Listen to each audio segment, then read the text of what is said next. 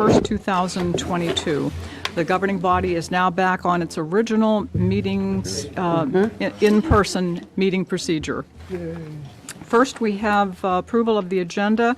We need to add an item 9H, Economic Development Voucher Program. So that will be, I'll say it again, 9H, Economic Development Voucher Program.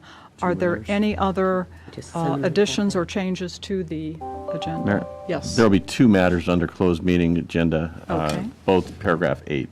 Both paragraph 8, okay. And we do have a closed session per city attorney. Any other changes or additions? Okay. Do we have a motion to approve? So moved. Second? All in favor? Aye. Opposed? Abstained? Motion carries. Thank you. Please join us for a moment of silence, and Councilmember Hampton, would you lead us in the pledge?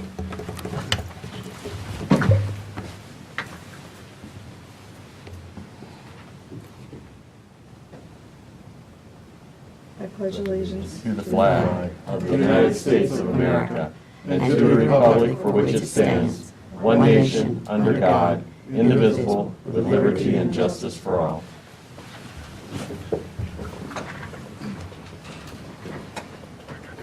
Okay, moving on to public comment time. Do we have anyone signed up? I think we have several folks.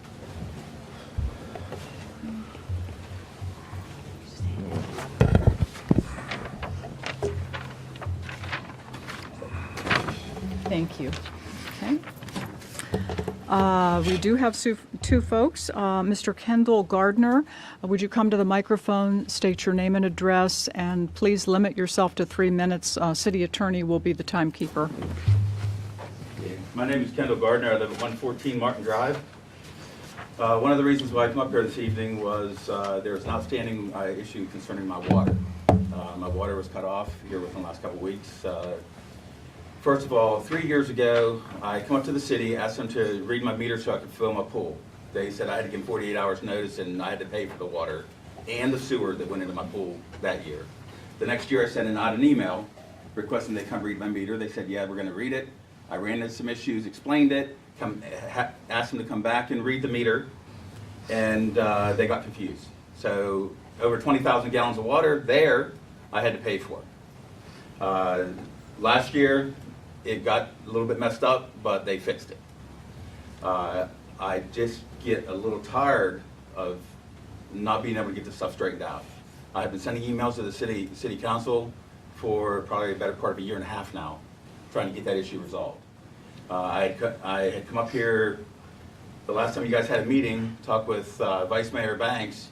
He was going to talk with the city and send me an email. That never happened. Next thing I know, my water gets turned off. I come up here, have to pay to get my water turned back on. Besides that, I got notice in the mail saying that I didn't pay my personal property tax. I put a check in an envelope, wrote on the front of it exactly what it was for, and I put it in your drop box out here, and they lost it. That's the second check that they've lost over the last probably 5 years. Besides that, there was a permit pulled on my house to put an addition on a fair amount of years ago. Bob, the guy that used to be your permits guy, was the person who pulled it. The work was never done. The city said, okay, well, he must have had the addition put on by now. Without any signatures, they assessed my property at the higher value. And I brought it to the city council to let them know that the addition was never put on, but I was taxed accordingly. That has never been resolved. Besides that, my son used to live here in the city of Manassas Park. He got pulled over by the police department, he got arrested, and he got charged with a criminal offense. In trying to defend him, we went ahead and got an attorney and went to subpoena the information like the body cam and the car cam videos, and found out that they got deleted after 60 days, even though your data retention policy, which, by the way, thanks to a FOIA request, I see that your data retention policy says it's supposed to be available until the end of the court case. It was available for 60 days. The court case took over 8 months. So there's a lot of problems here in the city of Manassas Park. When are they going to start being fixed? And fixed right? When is the city going to do the right thing? That's all I have. Thank you. Thank you, Mr. Gardner. And I believe staff has been addressing these issues on an ongoing basis and will continue to address them, sir. Thank you. Whenever my water got turned off, I was told to pay my bill by the city manager. Our next individual, Mr. Doyle Christian. Please state your name, your address, and limit your remarks to 3 minutes, sir. Joel Christian, 120 Alpine Street. I got two things. One, we passed the law 3 months ago about the commercial vehicles. Now they're on the street in boats and everything. I'd like to know when we're going to implement that law. And number two, I was hoping the fire chief would be here. I want to let the city council and everybody, we have a outstanding fire and rescue. They had come to my rescue 2 weeks ago. I had at least 8 of them in the house. 8. They was in there 30, I was passed out, didn't know what's what, but they talked me into going to the hospital. They called ahead. When I got to the hospital, the doctor, head nurse right there, told them exactly right where to take me. So y'all know any of them, compliment them. Because I even stopped by Saturday and give them 2 dozen Krispy Kreme. I told them, I said, That's really nice. if I can afford it, I take each one of y'all out to dinner. Each one of them. You know, the training, their budget needs to be open book. Yeah, that's the main reason why I came in here, to let y'all know what kind of fire and rescue we have. Thank you, Mr. Christian. We're very proud of all of our first responders. Thank you. And City Manager will be able to address your vehicle question. Okay. I'm glad you're feeling better, too. Right now, or? Getting there. I couldn't hear what you said. Oh, I say glad he's doing well. Yeah. Okay, yes. Do you want me to address it right now? Would you? Calvin, the RFP for the signs for the commercial vehicle prohibition. Steve handed that over to me. I put a little bit into it. He had already got it to about 75%. Okay. We're just polishing up the scope. Okay. We're on the street on Friday. Okay, yeah, so we need to issue an RFP for the company to come and install the sign, so that's A request for quotation. RFQ, okay. Not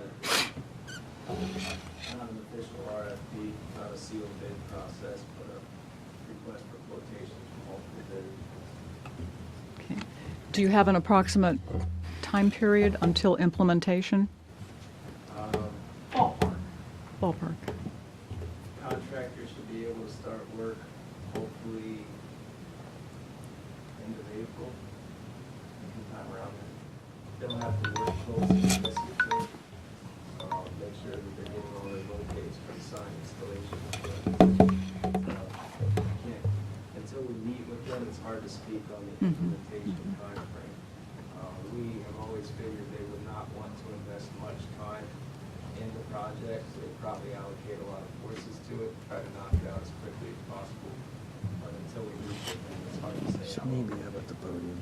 Okay, thank you, Calvin. And there's an educational period involved with that, too. Does that answer your question, Mr. Christian? Did that answer your question? Okay, thank you, sir. Okay, moving on to 4A, we have a public hearing regarding the sale of real property to the city's Economic Development Authority. I declare the public hearing open. Good evening. You may remember that last November, we finally reached agreement with VRE regarding the expansion parking lot that was built back in the late 90s, and then also for the future parking garage for the VRE. We've already conveyed the property over to VRE for that expansion parking lot. The second part of that is to get a ground lease for the VRE parking garage. Now, because the city can't convey a lease for longer than 40 years per the Virginia Constitution, this would convey it to the Economic Development Authority, which would then convey or ground lease it to the Virginia Railway Express. So the city, that's coming up later as well, that ground lease. But this here would just convey it over to the EDA, subject to a reverter clause that if the EDA doesn't ground lease it within a year of acquiring the property, or if the VRE ever stops using it for a commuter rail or commuter parking garage for a year or longer, or they notify the city and the EDA that they no longer want to use it as a commuter rail parking garage, then it would revert back to the city. So this is based on the terms that were in that original agreement. So with that, I'll answer any questions you might have. Thank you. Any comments or questions? Okay. There's no questions from the governing body. Is anyone signed up to make public comment on this? Okay. Any emails or anything? Okay. Is there anyone who is not signed up but who would still like to make public comment? Okay. Seeing no one and hearing no one, we will move on. Do we have a motion to close? Second. All in favor? Aye. Opposed, abstained, motion carries. Moving on to 5A, we have a redistricting and new move to new city hall by our registrar. Welcome, we haven't seen you for a while. Yeah. I'm here. I'll be brief. I like to get to the point when I make presentations. We cover two topics quickly, redistricting and the new city hall coming up. So what is redistricting? It's an adjustment to the representation caused by the results of the 2020 census. Changes are made in two ways. By the state, that changes your congressional, your Senate, and your House delegates, and by your locality. So if you have growth, you may have to add a precinct, or if you have a precinct that's shrinking, you can absorb it into other precincts. We currently have 3,286 citizens registered in Precinct 1, 2,705 in Precinct 2, 2,766 in Precinct 3, for a total of 8,757. Redistricting is behind this year due to the COVID. The census took longer to do than normal. The Redistricting Commission then, in our state, handles redistricting. However, they could not come to an agreement. So the courts were called in to make the changes that they need to make. They put together a good work group, and they got the changes put in place by the end of December. Once those changes are complete, you will see the citizens will receive a new voter card in the mail. However, and before I move on, we have our new and our old districts represented on the screen. Old congressional is 10, and luckily for us, it stayed 10. State Senate's going from 29 to 30, and the House of Delegates is going from the 13th district to the 20th district. That will reflect in your voter notice when you get it, so you know who your representation is. We also are going to have a move coming up that will affect the voter cards going out. So in April, the city will advertise a 30-day public comment period. This will allow the citizens to comment on the move of the Office of Voter Registration, your cap, and Precinct 3 only. This will happen, the start of the clock will start mid-30th. During the 30-day period, there will be a public hearing. I like to hold them early on so that citizens have as much time as possible to make comment. Following that period of 30 days, there'll be a 30-day post-comment period that will end in mid-June. The city attorney and I will submit papers to the Attorney General for a certification no objection. They will submit ordinance changes, they will submit maps, and anything else that would happen, comments that come from these meetings, if any citizens have them. Once we receive approval, or 60 days has lapsed, we can go ahead and make the changes to the voters' records. And at this point, we will mail a notice for the change which will also have your district changes in it at that point. So we will try to attempt to do one mailing instead of 2 or 3 like we thought we were going to have to do. Notices will go out sometime after July 1st, but no later than early September, as the law makes us hold to. Are there any questions? Thank you. Questions or comments? Anyone? No, thank you. No? Okay, I just have one small question. How will the city advertise, and is there a mailing involved with the advertising, or how does that work For the public hearings, for the public hearings? just like every other public hearing, it'll go out in the newspaper, Okay, also up on the city webpage. okay. There's no special requirements because it's voting? No, Okay, thank you. Thank you. If there's no questions, thank you. thank you. Okay, next we have 6A is a proclamation for the Stroke Smart initiative in Virginia, which will hopefully save lives in the future through spreading awareness. We do have a short video clip for this evening that goes into some detail about it, and we can also place a link to the video in the minutes.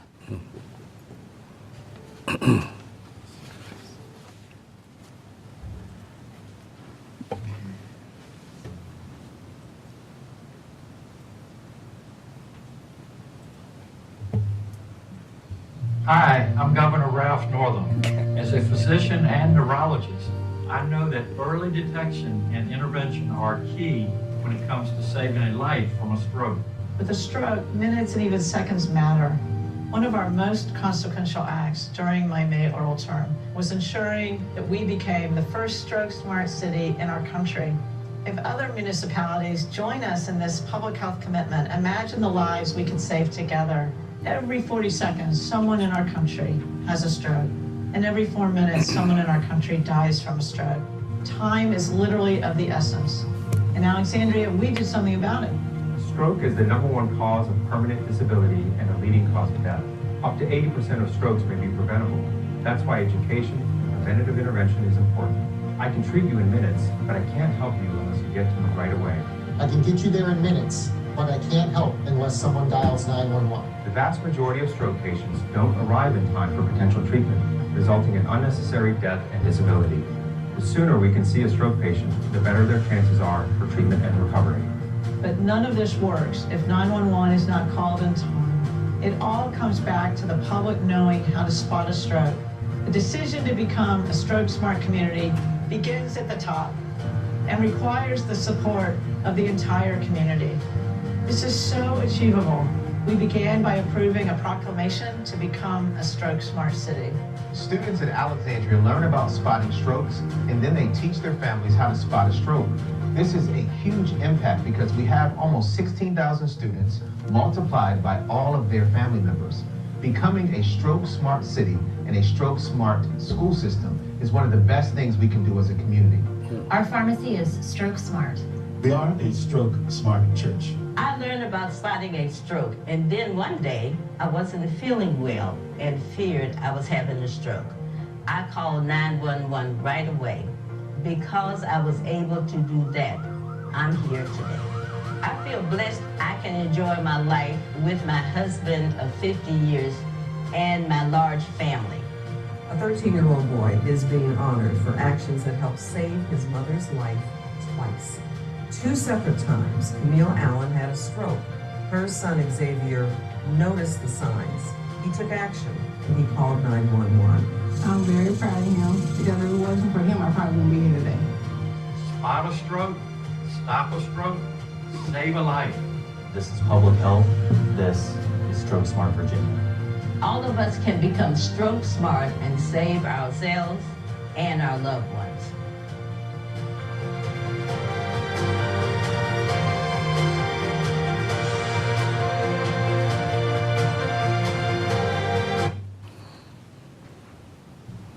Laszlo.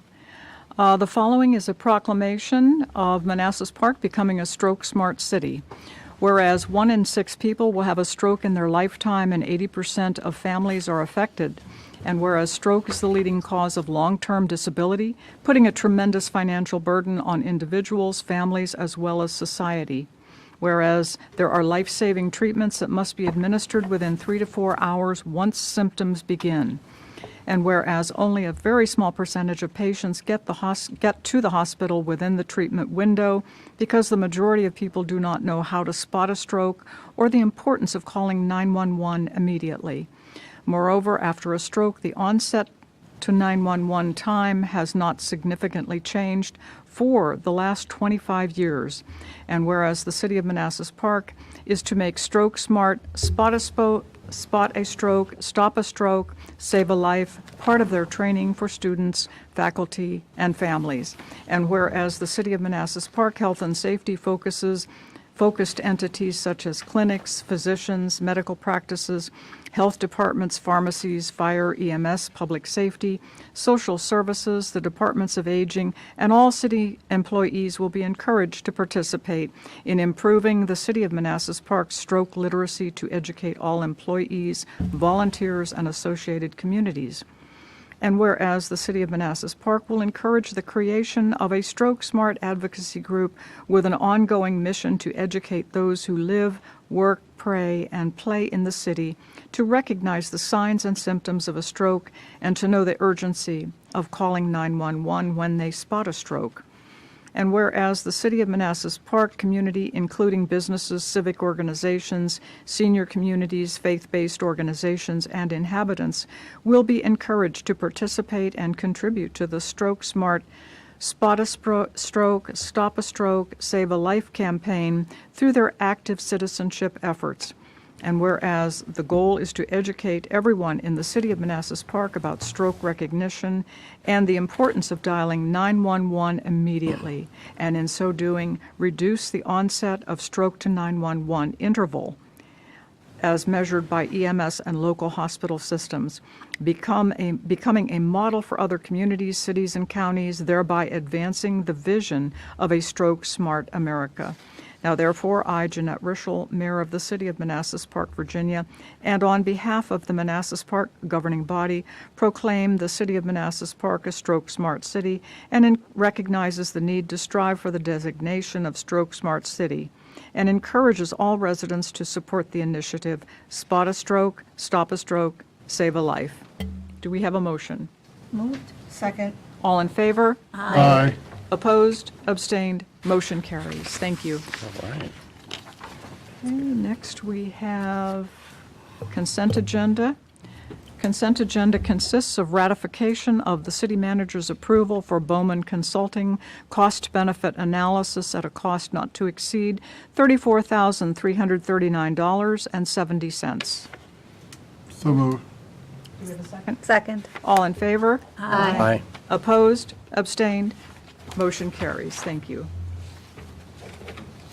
Okay, next we have 8A, which is Comprehensive Plan for Urban Development Area, UDA, the public hearing having been held on February 15th.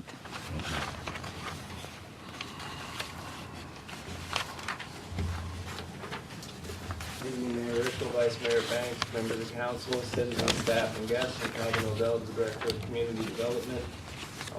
As Mayor Rischel has already said, we have heard public hearings before the Planning Commission and the governing body on Comprehensive Plan Amendment number 2202, which is to also classify the City Center Redevelopment District as an urban development area. I'm here to answer any questions, but the recommendation from staff tonight is for the governing body to approve the Comprehensive Plan Amendment, thereby making the City Center Redevelopment District also a urban development area for many different reasons. Any comments or questions? No question. Comments or questions? Okay, got off easy, Calvin. The staff recommendation is that the governing body adopt Comprehensive Plan Amendment CPA number 22-02 as presented and as unanimously recommended by the Planning Commission on Wednesday, February 9th, 2022. Moved. Second. All in favor? Aye. Opposed? Abstained? Motion carries. Thank you. Okay, moving on to 8B is appointment of the city assessor and senior appraiser. Thank you. Good evening, Mayor and members of the governing body. Very excited tonight to introduce two selections from city staff to serve as our chief city assessor and our senior appraiser. And I don't know, Matt, City, do you guys want to say a few words too, or you guys? Okay, yeah, it's up to you all, but just wanted to introduce them. They're highly qualified. They were the best choices among the panel. And Darius Gould, or is it Gould? Gould. Okay, he's coming from DC. We're very impressed, both Darius and Claire Noss? Knaus, my apologies. Knaus coming from Alexandria. We met with them today. We gave them a nice tour of the city. Thank you, Kelly, for that, and kind of explain what was happening here. So we're very excited to have them come in and integrate with the team and do a great handoff with Mac and Cindy. And I'll first turn over to Mac and Cindy, maybe if you guys want to say a few words about them, and then just briefly. If you want to come to the mic. Yeah. Just briefly, Cindy and I have worked with both these appraisers, and you guys are getting two really fine people. We've taught them everything we know in about 25 seconds, and no, they'll be great, and very lucky to have them. Okay, thank you. Welcome. Yeah, I was just going to say that they, you know, when we first started this process, and we had talked with Laszlo and everybody who was part of the recruitment, it was going to be difficult. I mean, there's just not a lot of people that can do this, and to end up with, you know, Darius and Claire are both, you know, they've had every kind of education, every kind of designation, every kind of, you know, expertise in all levels of, you know, appraising and assessing. So they know, you know, they know the laws, they know, and they've had lots of experience. So you all couldn't be in better hands. So it should be a very good transition. Thank you. Cindy. Introduce yourself. Welcome. Thank you. Welcome. Good evening, everyone. Darius Gould. I have about 16 years of appraisal experience doing both residential and commercial properties. About half and half has been in, you know, private practice and also with government. As far as government assessment office, I worked in Arlington County for about 6 years. Excuse me. And I've been in DC for the last 2 years in their evaluation department. Welcome, Mr. Gould. Thank you. You're welcome. Hello, my name is Claire Knaus. I have all of my experience in city city assessment work, coming from Alexandria. So I'm very excited to be here. And I do commercial and residential. Okay. Well, thank you. Welcome. I'm also very happy that we've stolen you from the inner ring localities. I'm thrilled. Okay, is there any? I guess we'll field any questions if you have any. Questions? Comments? No. Just thank you to Mac and Cindy for your service. Yes. Yeah. I appreciate it. You've always gone the extra mile. Thank you. Everybody in the city's been wonderful. So, you know, you might see us occasionally, and we might be getting phone calls occasionally. I'm sure those files are not in the kind of, you know, state we wish they were in. Yeah. And we know you'll be happy with us. Yeah. Thank you. Okay, if there's no questions, we'll move on to the motions. There are two motions for this. The first one is that the governing body appoint Darius J. Gould as the Chief City Assessor of Manassas Park under the management authority of the city manager. So move. Second. All in favor? Aye. Opposed? Abstained? Motion carries. The second staff recommendation is that the governing body appoint Claire D. Knaus, I'm sorry, did I say that? As the Senior Appraiser of Manassas Park under the management authority of the Chief City Assessor. Moved. Second. All in favor? Aye. Opposed? Abstained? Motion carries. Thank you. Okay. Great news. Okay, 9A is a funding resolution for Upper Kent Drive reconstruction project.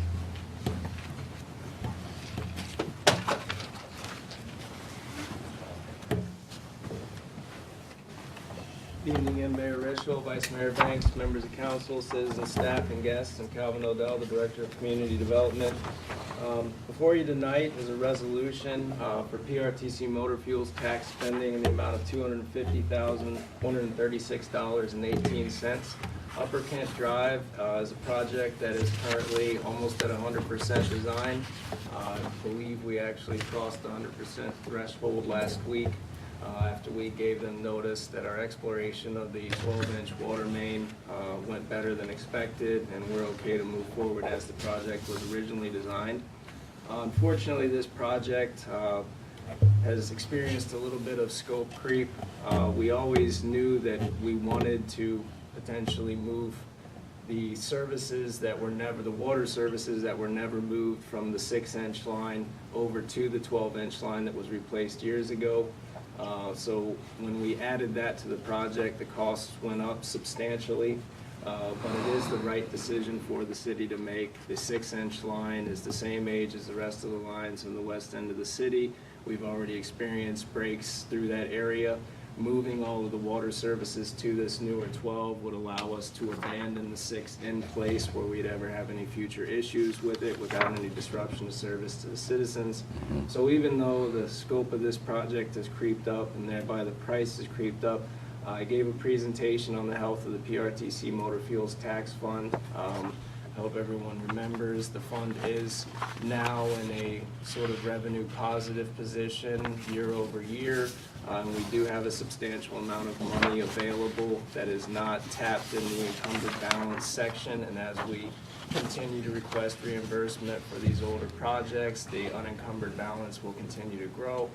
So staff has no problem recommending that we cover this shortfall. This shortfall is a necessity to pinpoint and spell out as the current Appendix A, which is what VDOT calls the funding agreement that they have with the city for this revenue sharing project. The Appendix 1A is based on an old estimate. It shows us using NVTA local funds to pay all of the local share. We need a resolution to show VDOT, even though we've made the financial commitment in our budget amendment, we have to show them that where the funds are committed from. This resolution would fill in those gaps and allow us to begin moving forward with issuing the RFP for construction on the project.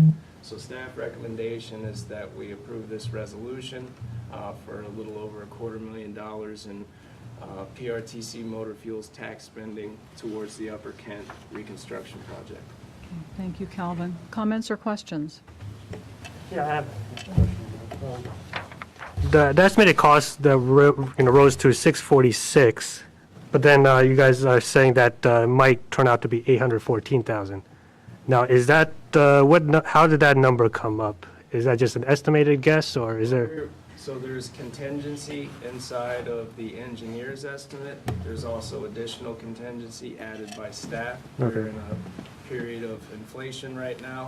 We're not sure how the bids have come in. We haven't bid an actual transportation project in some time. We haven't gotten any warnings from VDOT like we did several years ago about local construction costs skyrocketing, but we want to be prepared.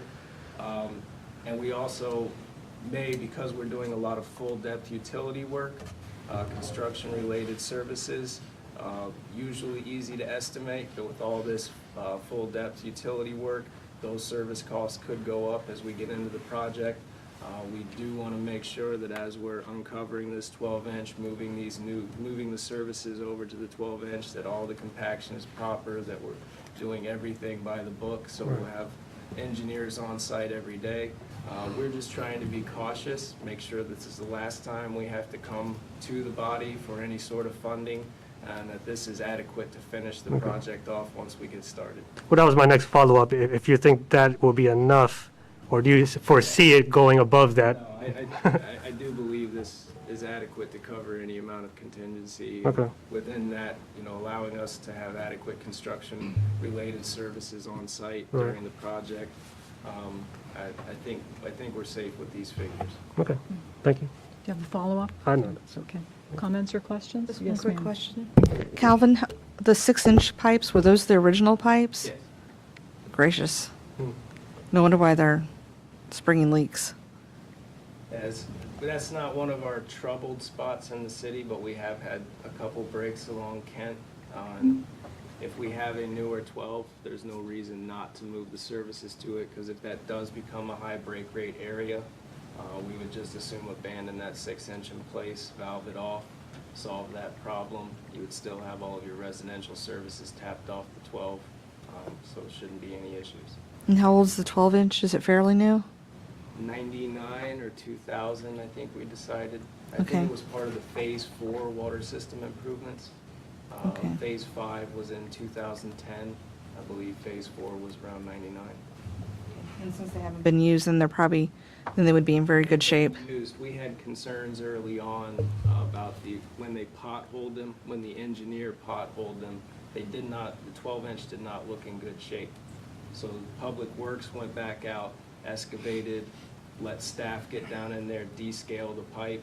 When we cleaned off the debris from the outside of the pipe, the original paint was still present. The pipe looked in good condition, so that was the final decision we needed to move the services to the 12. Okay, thank you.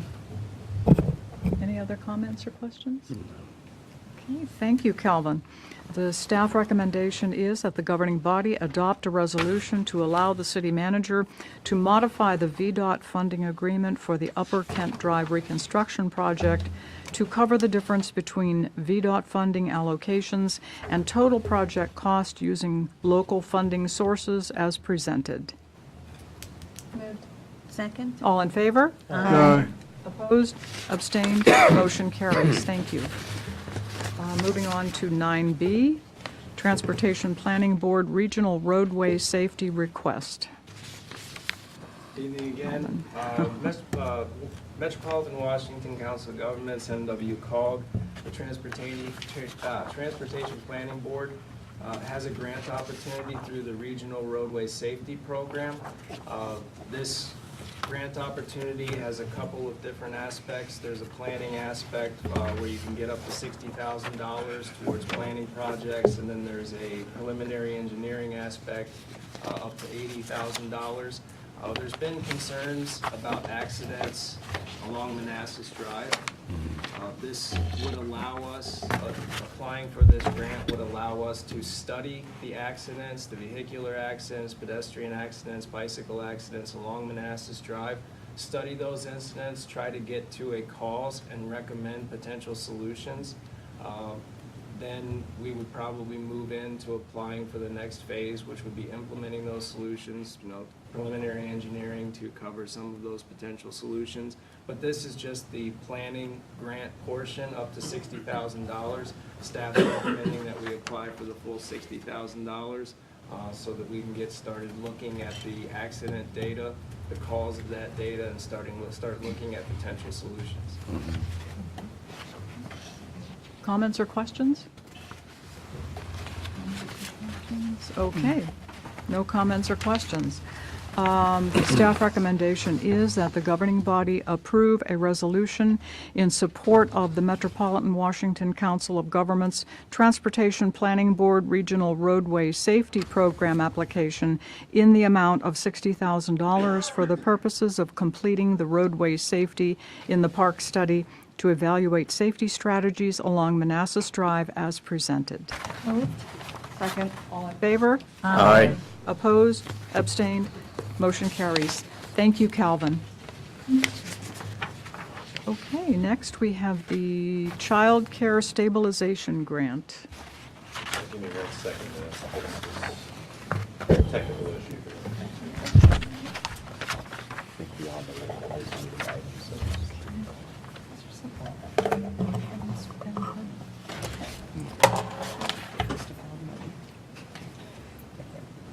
No.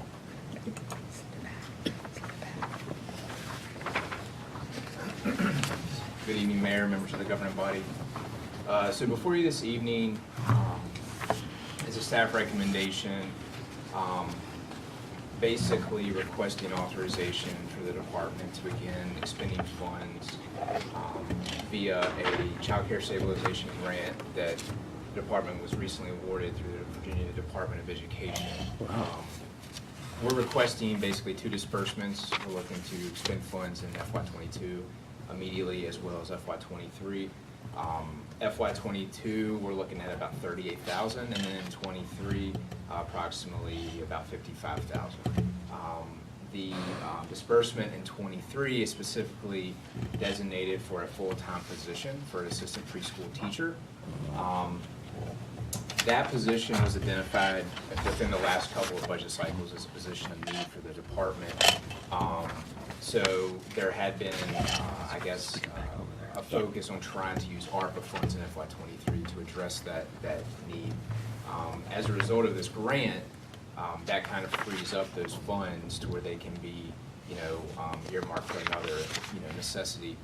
So wanted to kind of point that out. The department and the city manager would like to kind of request or put that on your radar as a potential utilizing that $55K for a CIP project at Polk Park. I'll be presenting on that in more detail at the CIP budget presentation. But essentially, that project would those funds would cover that project. And as a result of this grant, we would need to expend those for those purposes. So we have Sue Jerkovich and Aurelia Angel here. They both lead our preschool program. They are the ones who identified and applied for the grant through the Department of Education. They prepared a really great presentation. They've done a lot of research and put a lot of time into this. And are great ambassadors for our department in the city. So I'm going to let them kind of take over and run you through our request for these grant funds. Good evening, Madam Mayor, Vice Mayor, and governing body. I'm Sue Jergovic. I'm Senior Recreation Specialist at Parks and Recreation. This is Aurelia Angel, our lead preschool teacher at Parks and Recreation. So this is our preschool child stabilization grant. We were approved as of January 18, 2022 for the following amounts. We have already received the first quarter and second quarter, the 39,666.66, the first 25,666.66, and the third quarter projected to come in the 1st of March. So that should be in within the next couple weeks, which totals $91,000. With this grant, we are required to pay tax. Non-exempt is not permissible in regards to this grant. Our fiscal year expenditures for FY22 is preschool supplies, training equipment, and staff recognition. And for FY23, as Jay mentioned, was the preschool teacher position full-time. And here are the categories in which we have felt most needed in the preschool department. We have curriculum, equipment and classroom supplies, technical supplies in regards to computers and supplying iPads for the classroom, as well as continued with the PPE equipment that we need. And the last one is our mandated licensing training due to being part of the licensing program, which comes to $30,004. Our current balance with the first and second quarter is a $65,332 minus the supplies, training, and equipment leases a balance of $35,329.32. With that, we are making the recommendation for part of this grant is to offer bonuses to staff. So we're requesting for the 2 full-time staff members for a bonus of $2,500. And for the 2 part-time staff is $1,500 each. That's a total of $8,000. This is a one-time bonus. With that $8,000, leaves us $27,329.32. We definitely feel with this, as you can see on the screen there, we have a collective of 40 years of service between all staff. So definitely dedicated staff in here. And then the last for FY23 is our assistant preschool teacher position full-time. And as you see here, these are the quotes that we got from Valerie. The high end is the $52,908.80 and the low end is the $44,820.80. That is based off the benefit package. The staff in which we're looking to recommend for this position would most likely choose the single package. So as you can see, the final impact to the budget is at $89.20. That also depends on the benefits package in which they choose. So that could leave us a potential $6,889.20 remaining in the budget. So, and that is our budget. That is our proposal for the grant. That was a great presentation. Thank you. The 6,000 or any that we have remaining, there is no time limit to spend that amount. We're required by the grant to keep receipts up to 2027. I think it's a year, but there's no end to spending it as we see fit or. I was very glad to see that bonuses were included because staff is very deserving. I have one quick question. Are the qualifications for the assistant preschool teacher the same as for elementary school, or are there differences? We have just recently, our Virginia licensing used to be under DSS, has now gone under Virginia Department of Education, and they're taking this current year to go through like the handbook, the licensing requirements, all of those things. So potentially it could lead to that, is one reason why we definitely want to add in the trainings, because this year they're going to define what the requirements are going to be. And I know Aurelie has sat in on a lot of the governing meetings and stuff regarding early childhood education, and we feel licensing is going to gear towards more even preschool teachers and community centers being licensed. And not only that, but they're potentially going to start asking for licensing or licenses for us. So we want to make sure that we prepare ourselves when that change comes, and we're hoping that a change will come next year. Okay, thank you. Comments or questions? Question. Yes, Vice Mayor Banks. First, thank you for the presentation. Thank you, Jay. My question is, for the assistant preschool teacher as well as the staff, are they subject to background investigations before they're given the job? Licensing requirements, we do the social service background, as of what we've currently done under DSS. The Virginia Department of Education can change it. We do FBI fingerprint, we do DSS background, and we also do central registration background checks. And that's with any staff that works in our licensed programs. Okay. And are you, I know with the schools, they're subject to certain classroom requirements. Is that the same for preschool? Do you have certain requirements, the teacher or assistant per number of students? Yes, we have staff to child ratio, and there's many mandated licensing. We have certain hours of training we have to have every year. Wow. There's staff to child ratio, curriculum guidelines, all of those things. And again, that is going to definitely change with going under Department of Education. I mean, we currently have those in place now, and we're Virginia Quality Rated, which is another program through the state, which goes in and does assess your curriculum, your teaching, your staff to child ratio, your trainings. They come in and have assessed all of that, and as well as what Virginia Department of Education. But yeah, licensing comes in regularly once or twice a year, and we do have many requirements that we have to follow.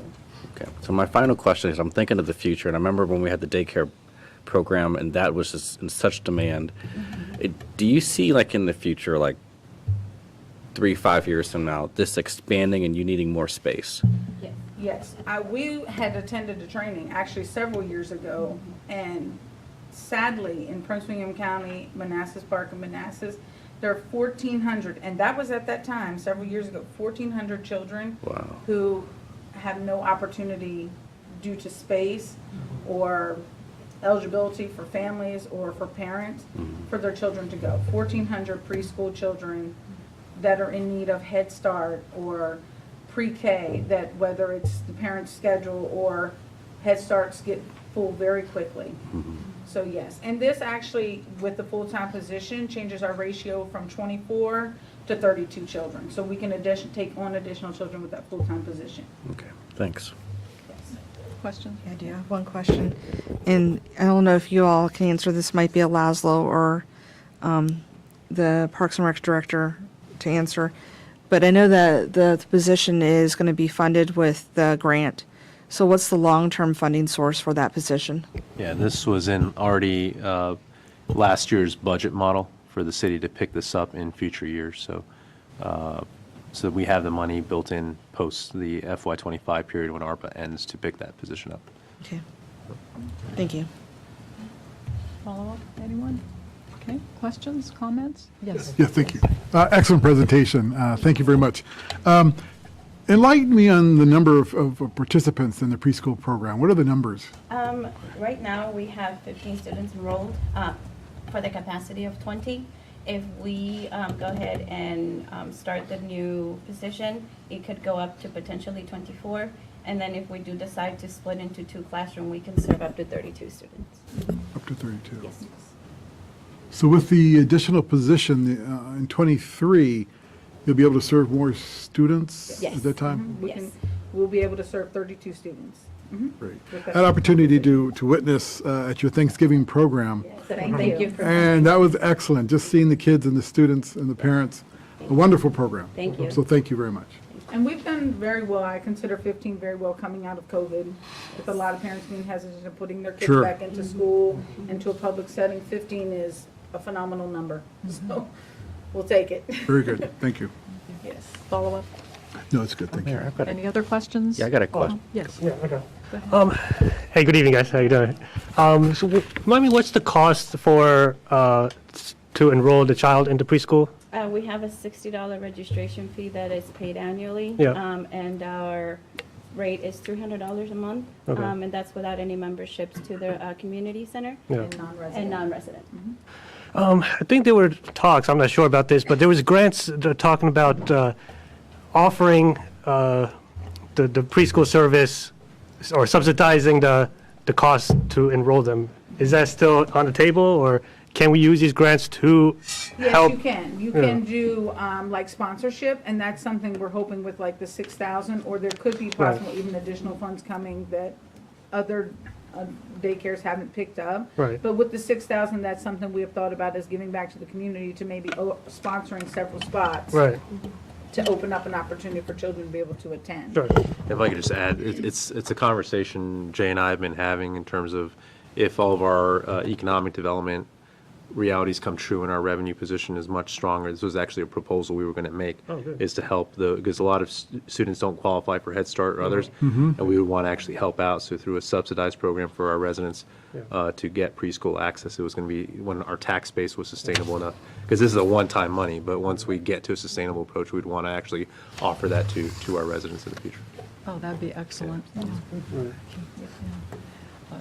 Do you have a follow-up, Hasib? I did, but I lost it. No, that'll be it for today. Thank you. You okay? Yeah. Okay. I've got a question, Yes. just one more question. Speaking of one-time money, right, I noticed this, and not that I'm against this, I'm just thinking ahead, right? With the ARPA funds and grants such as these, we speak of 2025 like it's years from now. It's only 3 years, right? So it's going to be right around the corner, because we know how time flies. So do we have any plans for funding beyond 2025 for positions such as this that are funded with one-time money? Yeah, this one specifically, yes. Okay. This one, there was, I went over kind of all the positions, but again, I'm going to update the model this Mhm. year, so you'll see. That's why I do long-term forecasting to see what's feasible, our decisions today, what the future impacts are tomorrow, right? Any new spending, any tax rate reductions, we build that into the model, what the long-term impacts are to see what we can sustain going forward, and I'll update that model again this year, projecting all that to make sure we fit it. And just to let you know, I'm going to be probably a little bit more conservative with timing of economic development, so things might have to get pushed back. Sure. But that's always built into the model to make sure we can sustain things. That's great, because I asked that not only because of financial responsibility and making sure we're spending our money wisely and well, but also from a workplace synergy. I hate for you to lose an assistant preschool teacher who's gotten to know you all and loves Manassas Park and the kids, and all of a sudden we can't afford or can't finance that position past 2025. And that loss, you can't make up for that, and it affects morale. We all know that from working in the workplace when you lose someone good. So I'm just thinking about that as well, besides the financial aspect. And the bigger concern is a recession, right? So if a recession hits and our reserves aren't up to par, that's when you start talking about reduction in positions or other Right. things. So we want to make sure when we talk about the debt decrease this year, that we're trying to balance everything out, right? That we make sure we set aside money for reserves. I know I've been saying that a lot the last few years, and I know Jeanette constantly echoes the. That's echoes it good as well. stuff. I like hearing that. But we're going to continue to do that because Right. we just don't want to fall back to where we were before. So we want to keep building our reserves to be able to withstand those recessions. So. Well, Vice Mayor Banks and I have lived through the darkest days financially. Yeah. So And that's it- that's why I talk about reserves all the time, because we've been, And I was actually on the electoral board when we had to go through the cuts Yes. in the 2000s and working for Parks and Recreation yes, in the 90s when we went through cuts. absolutely. And I'm sure there were cuts probably in the 80s, but I didn't care at that point. I was eating paste. So. Any other follow-up questions of any type? Okay, thank you so much. The staff recommendation is that the governing body adopt a resolution to accept and authorize the Department of Parks and Recreation to use $91,000 in grant funding received from the Virginia Department of Education's Child Care Stabilization Grant Program to support the department's preschool program as presented, and direct the city manager to amend the FY22 budget in spring '22 accordingly. So moved. Second. All in favor? Aye. Opposed? Abstained? Motion carries. Thank you very much, ladies. Moving on to acceptance of Virginia Tourism Corporation Grant Award.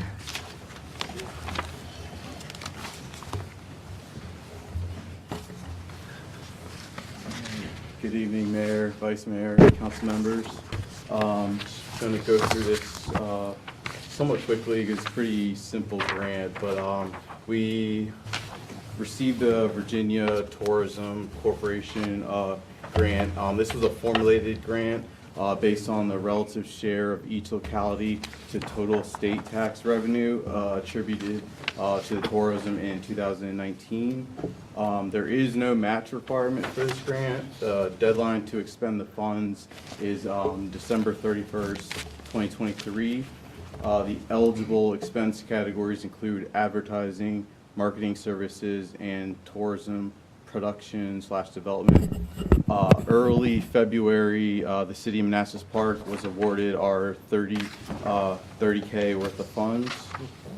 The program goals overall include and this is copied straight from their PowerPoint presentation by the grant maker, once in a lifetime funding opportunity to make real change impact on the tourism, travel, hospitality industry in the state of Virginia, to support efforts to create new products and or activities that touch the visitor, and to have a direct impact on the tourism, travel, hospitality bottom line by generating visitors to our city and deriving revenue from that. So, and also, I guess the purpose is to increase visitor engagement, thereby assisting with the recovery of Virginia tourism industry. So the plan that we submitted and was approved breaks down to this. Out of the $30K awarded, we budgeted anywhere up to $24,005 on advertising. And it's up to because we submitted two different budget documents in case one item wasn't able to be accomplished. So for paid media and public relations, this includes social media, paid social media like Twitter, Facebook ads for $5,000. Digital banner on the va.org website. We did 3 banners, one for each month, for $3,744. Google AdWords/search engine for $2,466, and also a print ad in the VA 2023 travel guide for $5,295. And this section also includes public relations. So we're looking to get some influencer content via the Washington Wizards basketball player or Washington Spirit player. I don't know if I mentioned, but yeah, this is with in coordination with the Parks and Rec for the community center.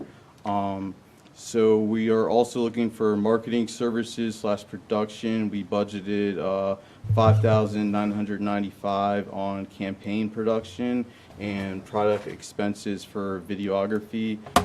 So this would include, the Parks and Rec Department really wanted to get this League app, because every time I mentioned WordPress, they start to scratch their head and get sort of antsy. So they wanted to get this League app where everything's digital and it sort of talks to the other sort of third-party apps. We also are looking for 4K drone footage to capture our 4 parks.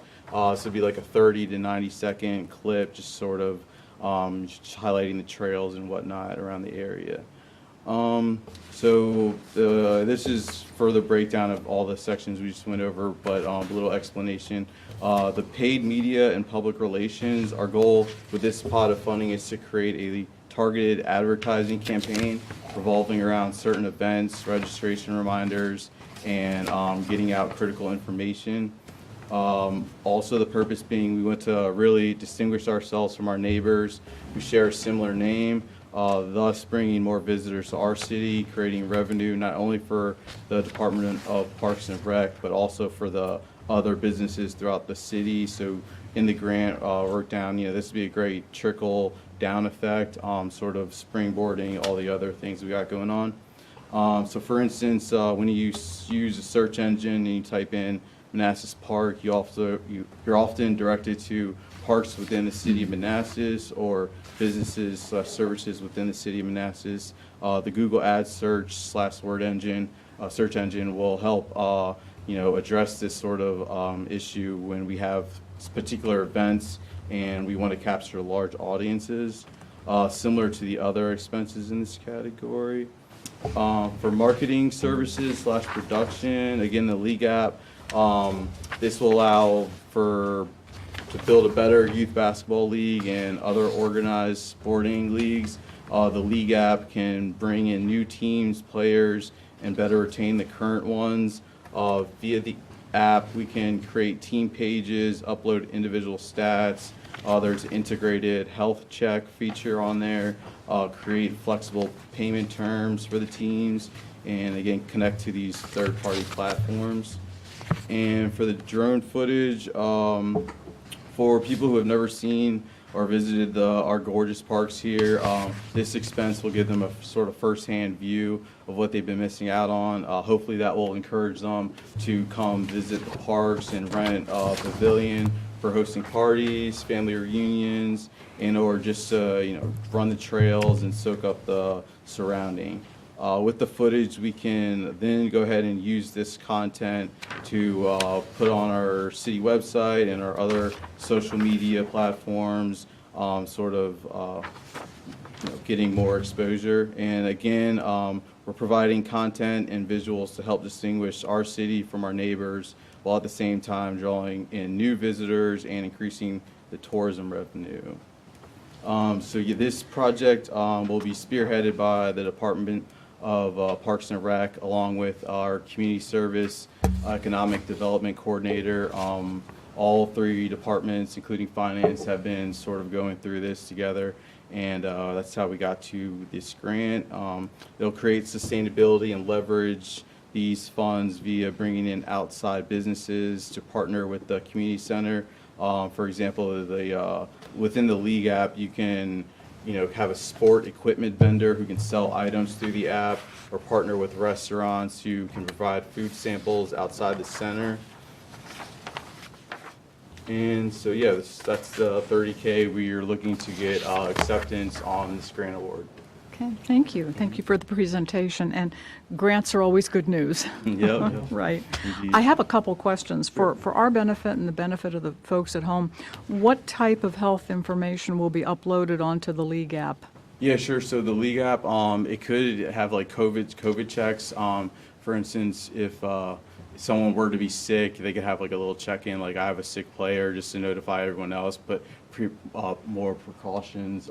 Jay might have more detail on that. You're 100% right. So the health check is specifically designed for COVID specific check-ins, basically symptoms checklist, signing off just to confirm that everyone meets all the criteria before they whether it be a practice or a game, they're signing off on that.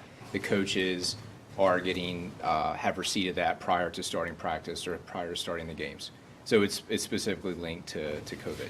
Okay, so there's no physical details of, say, for example, a physical examination that would be uploaded onto Right. that? None of Correct. that? Yep, Okay. no privacy concerns there. Yeah, okay, thank you so much. And I'm surprised that we did not already have search engine optimization. I thought we would have already had that. Since that's something that has to be renewed, is that figured into future budgets? No, not for now. It'd just be a FY 22, 23 deal. Okay. This would expand, FY 23. Some of the funds we're looking to get use of for 22, like the influencer content, but right now, not that I'm aware of. Okay, Yeah, so that'd sort be- of see if need it to be works part of out. Jay's budget. Yeah, it would need to be part of Jay's budget if it Okay, works out. okay, if it works out well. Yeah, we thank have a you. marketing Okay. one. Comments or questions, anyone? Yes. Thanks for the presentation. So is this, I realize they just offered this grant. Is it a one-time grant, or could we apply next year or the year after next for more money? I think it's a one-time, but similar to the child care stabilization, if other municipalities didn't use or their allocated portion, Then they it might might be- throw it back into the pot, and then we can get some more out of that. When I had a meeting with the grant maker, there wasn't a lot of other, it seemed like a lot of other jurisdictions sort of applying for it, so it's a possibility we can get some more funds. And was the 30,000 our budget that we submitted as requested, or that's what they awarded us? Oh, yeah, this was as we requested, because that's the max for our allocation as a formula grant based Formula. on, yeah, Gotcha. yeah, based on the tax from 2019. Okay, thank you. Appreciate it. No problem. Thanks for the presentation. Any other comments or questions from this end? Yeah, I Yes, got- go ahead. So do we currently have these programs in place? Because, because this expires in about 2 years, right? Right. So if we use this right now too early on in the stage, I fear that we might just not attract the return that we want, like the league or the youth programs, registration for the parks and recs. I mean, all that needs to be in place before we initiate this. Yeah, that's a very good point, and we discussed that as we were sort of putting this together. Right. That's why we want to start off with like influencer content. We feel like if we get some big time sports stars to like sort of give us like a shout out or whatnot, that will start bringing in the. Okay, that'll help bring in sort of the attraction, and then later on we have all the paid media sort of FY22, FY23 to sort of string it along. But yeah, you want to jump in? Good evening, Mayor, Vice Mayor. Mike Arrington, the Recreation Services Supervisor. To answer your question, we do have Rec One software in place now. League apps would kind of tie into that. It's a feature that would streamline the process and give us more options. Currently, we use WordPress, and yes, I do scratch my head when we talk about it, because it is a lot of myself putting it in manually after each game, after each league, different things like that, whereas this content, we can just upload and submit it, and it populates things differently. Right. Well, and that's great. But the one thing I noticed is it just says youth basketball program, right? So is there a plan to like maybe for adults? Absolutely, absolutely. I got to drive all the way to Burke for a basketball game, man. I can't. I can go over here for. It's great that you said that, a lot of the adult leagues, or at least participants, would prefer it more so than the youth, because they get to look at their stats. They get to look at the different things that we upload. Right. So it's kind of reliving their youth. Oh yeah, yeah. All right, excellent. And then with the Google ad search, we currently, you're saying we type in Manassas Park and then it populates whatever the city, the rec or whatever. Right. But what you want to do is, I mean, I'm sure you guys are expert, but you don't want, I guess, use words that say, hey, Northern Virginia trails, right? Then it brings you to Manassas Park. Like we should be on the top 3 of that, or indoor pool, right? That brings you to Manassas Park Community Center, right? So we got to use those type of words instead of saying Manassas Park, because no one's going to search Manassas Park. They might not even know we exist. Right, right. But if you do a broader indoor pool, trails, parks, barbecue pits, and then have our advertising ready to go on the top 2, 3, links, right? Yeah, So that's for how we sure. want to approach? And that's something the community services and Jay's team will be working as far as like creating the content, tracking the data as far as like hits on the Google ad and the Facebook and Twitter. Yep. Apparently TikTok they'll be using as well. So yeah, that's definitely stuff we're going to be looking for. And this is like you guys were talking about, more of a jump off because we are looking to use this as more of like sustainability approach for other grants. Right. As a starting point, because they lacked a lot of these items, and it would help get them rebounding from COVID as the purpose of the grant. Thank you, that's all for me. Questions I have or a comments? question. Yes. Are there any plans to attract a soccer league?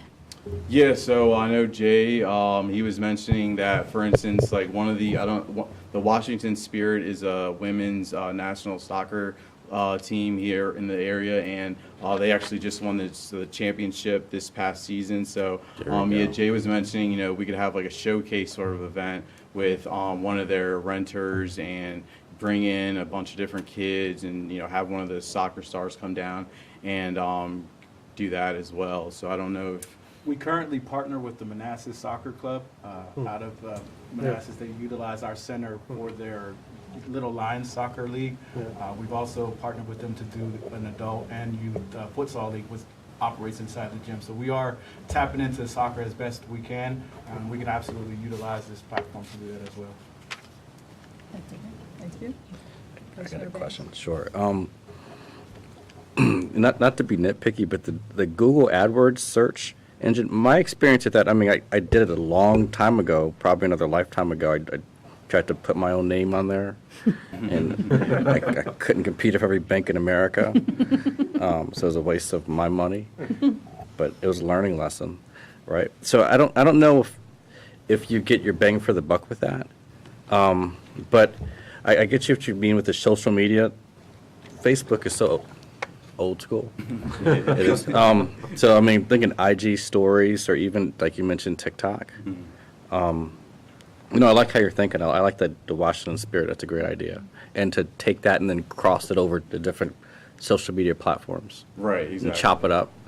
And all these sort of like paid media expenses, as we're going on, if we see it's not working, we do have room to sort of drop it in other buckets as long as it's within the approved items that we already applied for and got approved on. So that's why the first part was like up to, because for instance, we were thinking the influencer content, we might not have enough funds to pursue that. So that way we can go ahead and put that money into one of the different buckets. But yeah, so if we see, the search engine isn't going well, we'll definitely be, revamping our approach. Yeah, because I've got the budget you can set. You got it. Thanks. Yep. Councilmember Hampton? I have one last question. I figured the 3 of the 4 parks are Costello, Blooms, and Signal Hill. Which is the 4th park? The water park, maybe? The website says 4 parks. Are you talking Baker Street or? That's what I want to know. Is it Baker Street? Is it one of the, is it one of the pocket parks? In here it said 4 parks. Baker Street would be the 4th? That would be the next largest between Oak and Scott. Would be Baker, would be the next largest. Okay.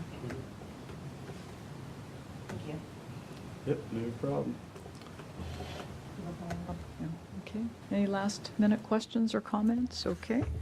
Thank you very much. The staff recommendation is that the governing body adopt a resolution to accept and approve the use of $30,000 in grant funding received from the Virginia Tourism Corporation as presented. Moved. Second. All in favor? Aye. Opposed? Abstained? Motion carries. Thank you again. Oh, no. Okay, moving on to 9E, acceptance of Arpa Municipal Utility Relief Award.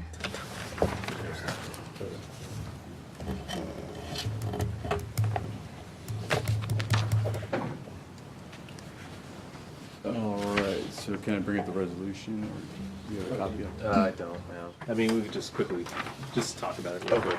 So yeah, we also received in partnership with the Treasurer's Office, Arpa, Department of Housing and Community Development, Utilities Relief Grant Fund for around just over 44K. It started back October when I first came. Laszlo presented me this grant fund to go pursue. It sort of also mixes in with the original utility grant for coronavirus relief fund, but this is just the Arpa edition. So we were accepted that. We applied November 15th and we got awarded the funds December 17th. And we are looking to go ahead and get the governing body to accept those funds so we can use them. The coronavirus relief fund, it was anyone who applied would have to go through the eligibility process and then get awarded funds, whereas this grant via Arpa was based on a calculation and formality. So it wanted to make it more diverse and equitable for everyone who was delinquent. It was based on residents who were 60 plus days delinquent as of August 31st. So when we did our calculations, Pon and I, we found there was 345 delinquent residents that fit that time frame. And of that, we would be able to go ahead and satisfy a total of, it was like 274, wipe those clean. They would be in good standing. There were still 59 that this would not have fully helped out, but the maximum allocation based on our calculation was like $312. There were some utility residents that only owed 1 cent, but we were able, that's sort of the range. The average between everybody would have been about like 125. Okay, thank you. If I can just say one thing Go too, ahead. I just really want to thank you all for approving David's position, because he has been incredible. You're seeing a lot more grants popping up on the agenda, and that's thanks to David helping out the team and taking the lead on that. So I just want to thank David publicly for everything he's done since joining the city. That's wonderful. That's wonderful news. There aren't any means testing requirements to this, is there? Oh, what was that? Means testing? There's no means testing to this? Means testing. Like income? Oh, no, yeah, no Okay. income. Yeah, it's anybody who's resident and Okay. delinquent with 60 days after or before August 31st. So yeah, no. means Okay, income. Yep. okay, thank you. Councilmember Moore? I had a question for Laszlo, the comment he just made, and I appreciate the work that you've done in getting us the grants.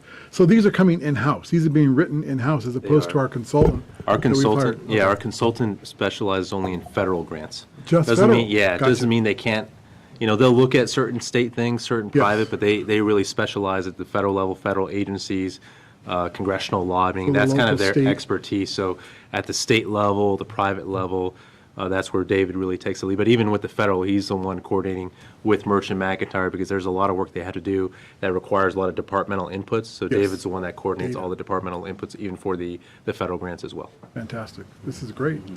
Paying for this position.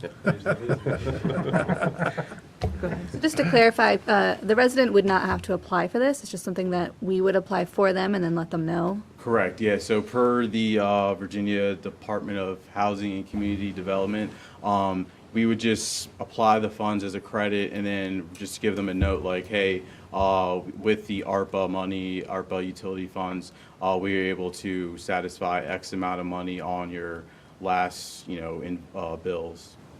Yep. Nice. Yeah, it's a lot easier. I know Patty's a lot. She's happy because she was getting slammed with the first edition with all the applications coming in. So.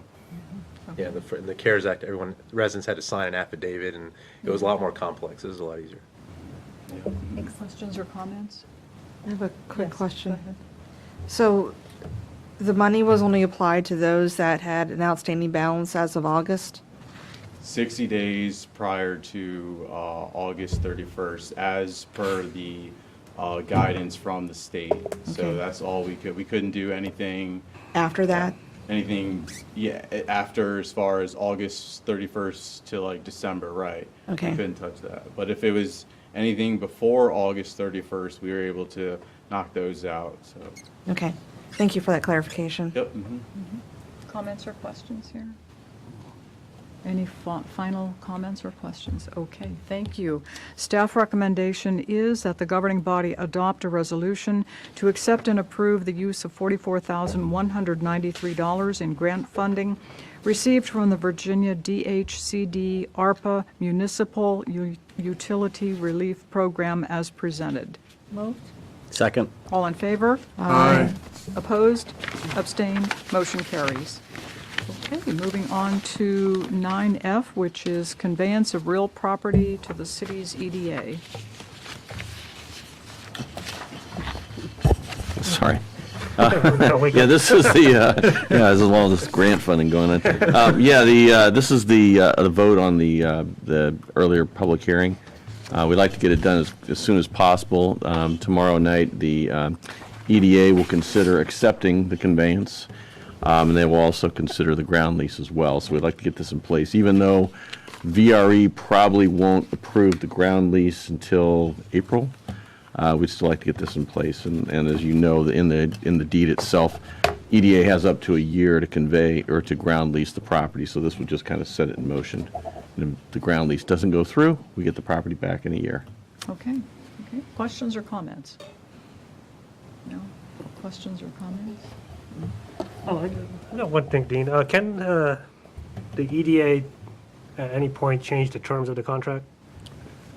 Which contract? The ground lease? Ground lease. Okay, that's the next agenda item, but Oh. we're also a party to that, so we would have to agree as well. Yeah, I'm just wondering their authority. Well, it's a tri-party agreement, so no one party can amend it unilaterally. Okay. So we require both the VRE and the city to agree to any changes. And well, I'll talk about that when we The get next down one. to Okay, the that's next fine. agenda item. Okay. Yeah, okay. Staff recommendation is that the governing body approve and authorize the mayor to sign a deed conveying Lot 5-1A to the city's Economic Development Authority as presented and subject to final review by city attorney. So moved. Second. All in favor? Aye. Opposed? Abstained? Motion carries. Thank you. 9G, Dean. So this is the actual ground lease, and I placed on each of your spots an amendment. So this is based on Councilmember Javed's question about snow removal. So I reached out to the attorney for VRE. There were two questions you had. One was the snow removal, and the other one was the utility costs outside of VRE service hours. So he agreed that we could put something in there for the snow removal, but he also said that he didn't think that would kick in until the provisions of 5G. And if we go to 5G here, it's on, let's see, looks like page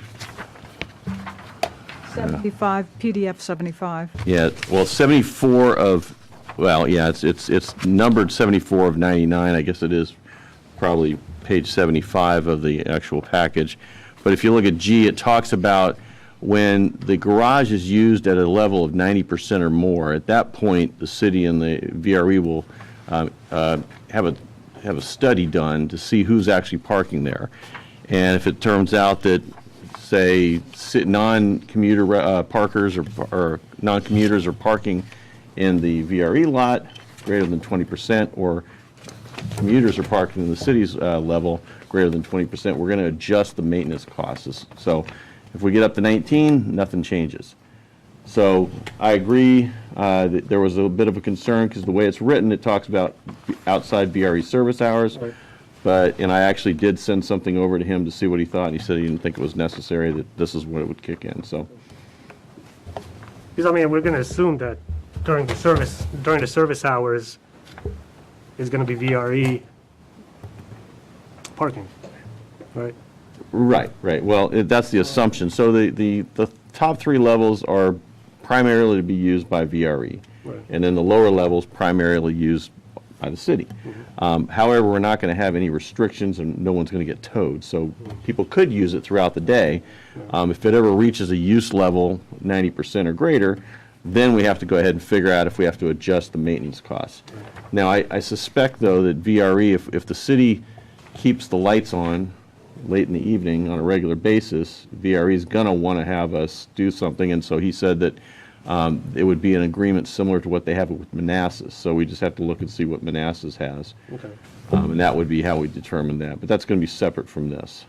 Yeah, even like light bulb changes, I mean, how are they gonna determine? Well, they're going to do all that. I mean, you can start getting down to the minutia, but honestly, our relationship with VRE is really good. Okay.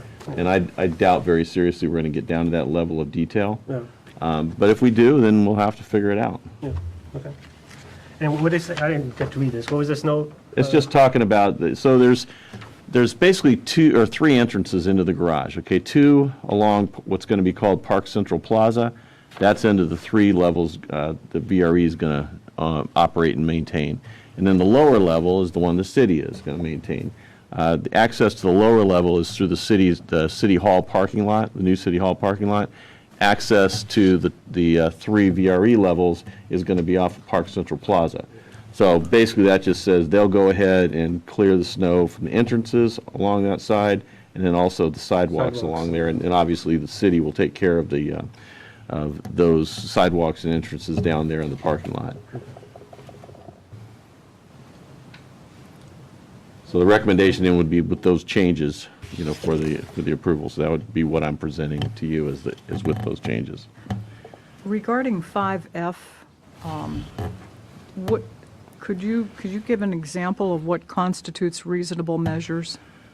Well, that, again, it's not been specified because it won't really kick in unless it becomes a problem. So if VRE riders are complaining that they can't find parking in the garage, then obviously VRE is going to have to work with us to take some steps, to try and encourage non-VRE riders to not park there during VRE service hours. But again, it's very clear in this agreement, there's going to be no one's going to get towed. There's nothing that prohibits anyone parking there. So maybe it would be a sign saying, for VRE riders or something like that, and then, if people park there anyway, then there's no consequence. But usually a sign will deter people if they, most people are law-abiding and want to follow the rules. So, if we put a sign there that says, for VRE riders between whatever hours, the chances are people are not going to be parking there. And now, obviously, if downtown takes off, there's a shortage of parking, people start parking there, that's a good thing for us, and presumably we're going to have the money to go ahead and kick in some of the maintenance costs in that as well. So, Okay, thank you. but you have to try to anticipate a lot of different scenarios when you're creating something like this, and you can't be too specific because you don't know exactly what's going to happen. Okay, gotcha. Any last-minute comments or questions? Oh, go ahead. Sorry, to touch part on that, I mean, in the contract too, it was saying, it was really vague, it was like city and VRE split the cost of cleanup, right? Well, we are responsible for the cleanup of our lot, or our section of the garage, and they're responsible for theirs, unless something changes where we're the ones that are primarily using it. And bear in mind, this ground lease tracks the language of the agreement you already approved back in November, so there's really I nothing was just saying, changing why here. couldn't it say like 50/50 or 3 days here, 3 days Well, there? show me what you're talking Oh, about. paragraph D right here, What page? 75, still 75.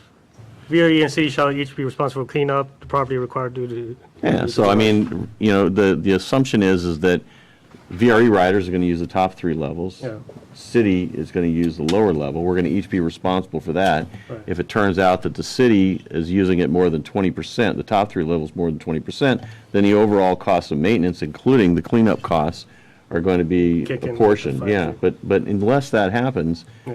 each party is just going to assume responsibility for their Part. their levels. So that, all these paragraphs are assumption that city does theirs, they do theirs. Yeah, and if you, so look Until at C. 5G kicks in. Yeah, so if you look at 5C, it says maintenance of the city level shall be performed by the VRE as part of the overall garage maintenance, and the city will pay the VRE its pro rata share.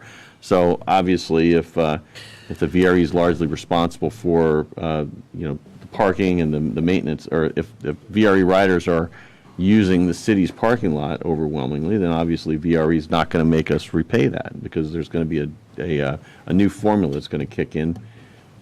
If you look at 5G, that talks about how that's going to be determined. So it's only if we get up to 90% capacity. And then same with the signage, we're gonna split that. Well, they're going to have their signage, and we're going to have our signage. Well, that's what I was saying, it was very vague in these things, but if you think it's, No, it's purposefully vague, because, we're trying to create a garage that benefits both VRE and the downtown development. We purposefully made it so that each side could use the other's parking area. So for the public, it's going to be a parking garage, and there will be some signs designating who gets to use it. Now, I will just say as an aside, there is language in here that allows the city manager to set aside the entirety of the city's level for city use. And my understanding is he's planning on having city employees park in there. So that may not be available to the public at all. So this might be a moot point as far as who's going to be, paying for stuff on that level. Another question, too. Okay. The sidewalk was a good addition. Yeah, and that was a good one, only because, there are more than one entrance. And Yeah, so I exactly. like that. Yeah, that was good. But I think it would have been done anyway, but it's good to specify Well, it. point figures, who's doing what. And just so you know, I mean, we have a great relationship with VRE. They maintain the parking lots, both of them, the cities and theirs. I'm not aware of any problems we have with them at all regarding that, the replacement of light bulbs or anything. They just do it. So I don't think it's going to be a problem, but I understand your concern. Sounds good. That'll be okay. Follow up, or you done? Okay. Dean, in light of the change, is the current staff recommended motion okay? Well, it's as I presented it. So you can, so the motion that I gave you, you could just say as amended. Well, you didn't give me one. Oh, You didn't you're give right. me a There's a revised current one. one on here. That's right, because I thought it was a Why good don't you one. just read it, and then we'll... Let's see what it says here. Well, no, it's still good because I presented it to you with the change. Okay. That's how I So, presented it. As presented and subject to... Yes. So this is fine? Yes. Yeah, okay. That the governing body approve and authorize the mayor to sign a deed of ground lease and parking garage agreement for Lot 5-1A as presented and subject to final city attorney review. Second. All in favor? Aye. Opposed? Abstained? Motion carries. Thank you. Thanks. Thank you.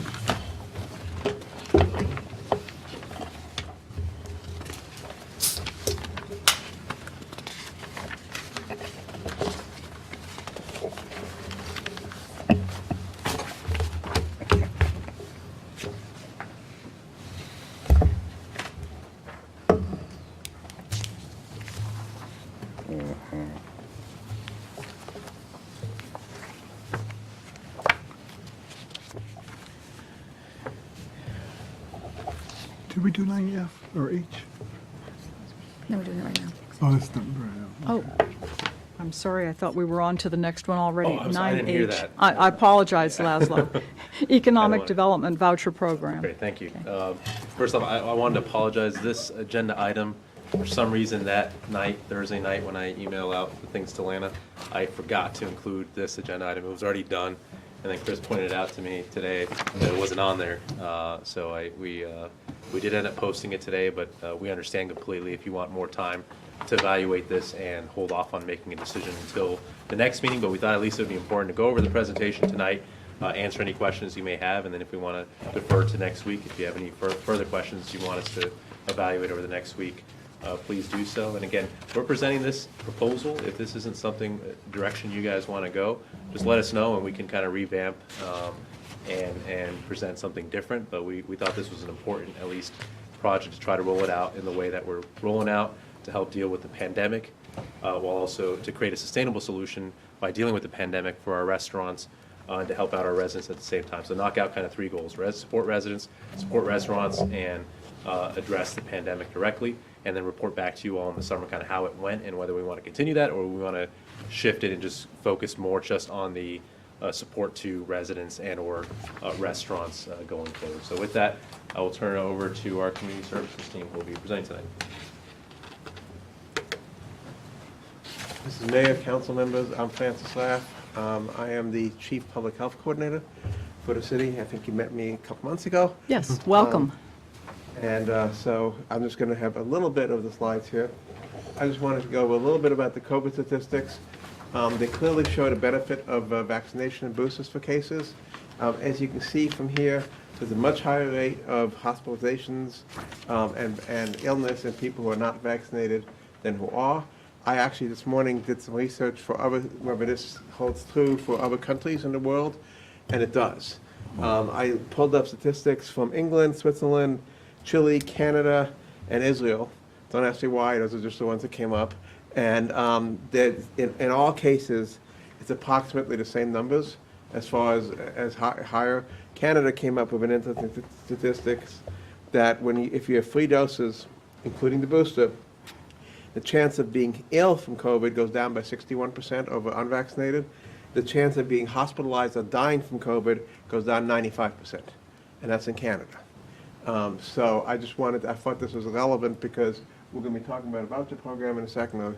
My colleagues will be talking about a voucher program in a second, so I thought you should see that. You can see from this slide, it says the park vaccination rates trail both Northern Virginia and the county percentages, and you can see that on the left here, that we are behind both the Prince William County and the Northern Virginia vaccination rates. And one of my goals, and one of the goals of the voucher program, is to do what we can to catch up.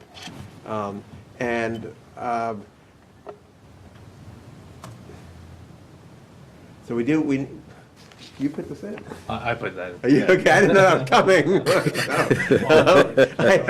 It's very good, but I had no idea it was coming. But we do need to try to get our vaccination rates higher, and that is for anybody, not only first and second dose, but also booster doses. Thank you. Good evening, Madam Mayor, Vice Mayor, Council, guests, and fellow city staff. Thank you again for being patient. I will kind of breeze through this. I know we kind of went over it before, but again, if you have any questions, please stop me as I go along. As Laszlo started off by saying, this program has 3 specific goals: to increase vaccinations, which Francis just spoke to, and then the other 2 are just basically to support our businesses and to support our residents. So this actually goes into the voucher aspect of it and how we're looking to do that. Before I jump into that, I want to go ahead and point out that with our meals tax revenue approximately being down right now, we're looking to this as a way to really help to booster that. Not just in regards for, the city numbers as a whole, but how can we best, support our residents and get that actual number up. So this is how we figure that, again, if we're giving the vouchers and letting the restaurants redeem them, it's a 2-fold win there. So again, we are projected, like I said, to end 20% lower than we were pre-COVID in FY 2019. So of course, the best way to us to get back to this full recovery is to get as many people vaccinated as possible and to reduce as many deaths from COVID as possible. So vaccination, vaccination, vaccination. So we started off with the program called Protect and Shop and Park. And again, the protect is first because it is the most important part. But then we also want them to understand what the benefit of this program is, which is to shop. Everyone can understand and appreciate a little retail therapy, especially if these funds that you're using aren't coming out of your own pocket. So we definitely feel that this is something that's going to help people that are adjusting, getting back to actually having to get used to spending money and getting used to being out and about, interacting with people. Aside from, again, we already mentioned this, so going to offer financial assistance to residents, financial assistance to restaurants, and again, it's just an overall financial incentive, and we'll go into how that incentive works. So currently, right now, we are projected to start a minimum of 3,000 vouchers. If the program is deemed successful by the governing body, then we will continue, and we expect that we will max out at 10,000 vouchers. So a minimum budget amount of 45,000, upwards of 150. The voucher does not cover alcoholic beverage. It doesn't cover gratuity, delivery fees. It's only good for dine-in, so it's not good for pickup. Only redeemed at participating Manassas Park restaurants. Key word is participating. So if they are not participating, then it's no harm, no foul for them. But again, it gives the other businesses that are participating an opportunity to reap more of these benefits. No change will be given for any unused voucher amount. And again, I'm sorry this actually wasn't updated. This should actually be saying 3. So what we're looking to do is to go ahead and issue these vouchers in a 3-week cycle. So what will happen is as we space these events apart, we're giving people an opportunity to get your shot, wait the necessary time period, and then at the next event, work to get your next shot. So again, valid only for a 3-week time period. Currently, the restaurants in the green are the ones that we do have currently interested in participating. The one that's actually crossed out, the ice cream sweet shop, has actually been replaced by a shawarminos. I apologize. Really good steak and cheese, by the way, if you feel like checking that out.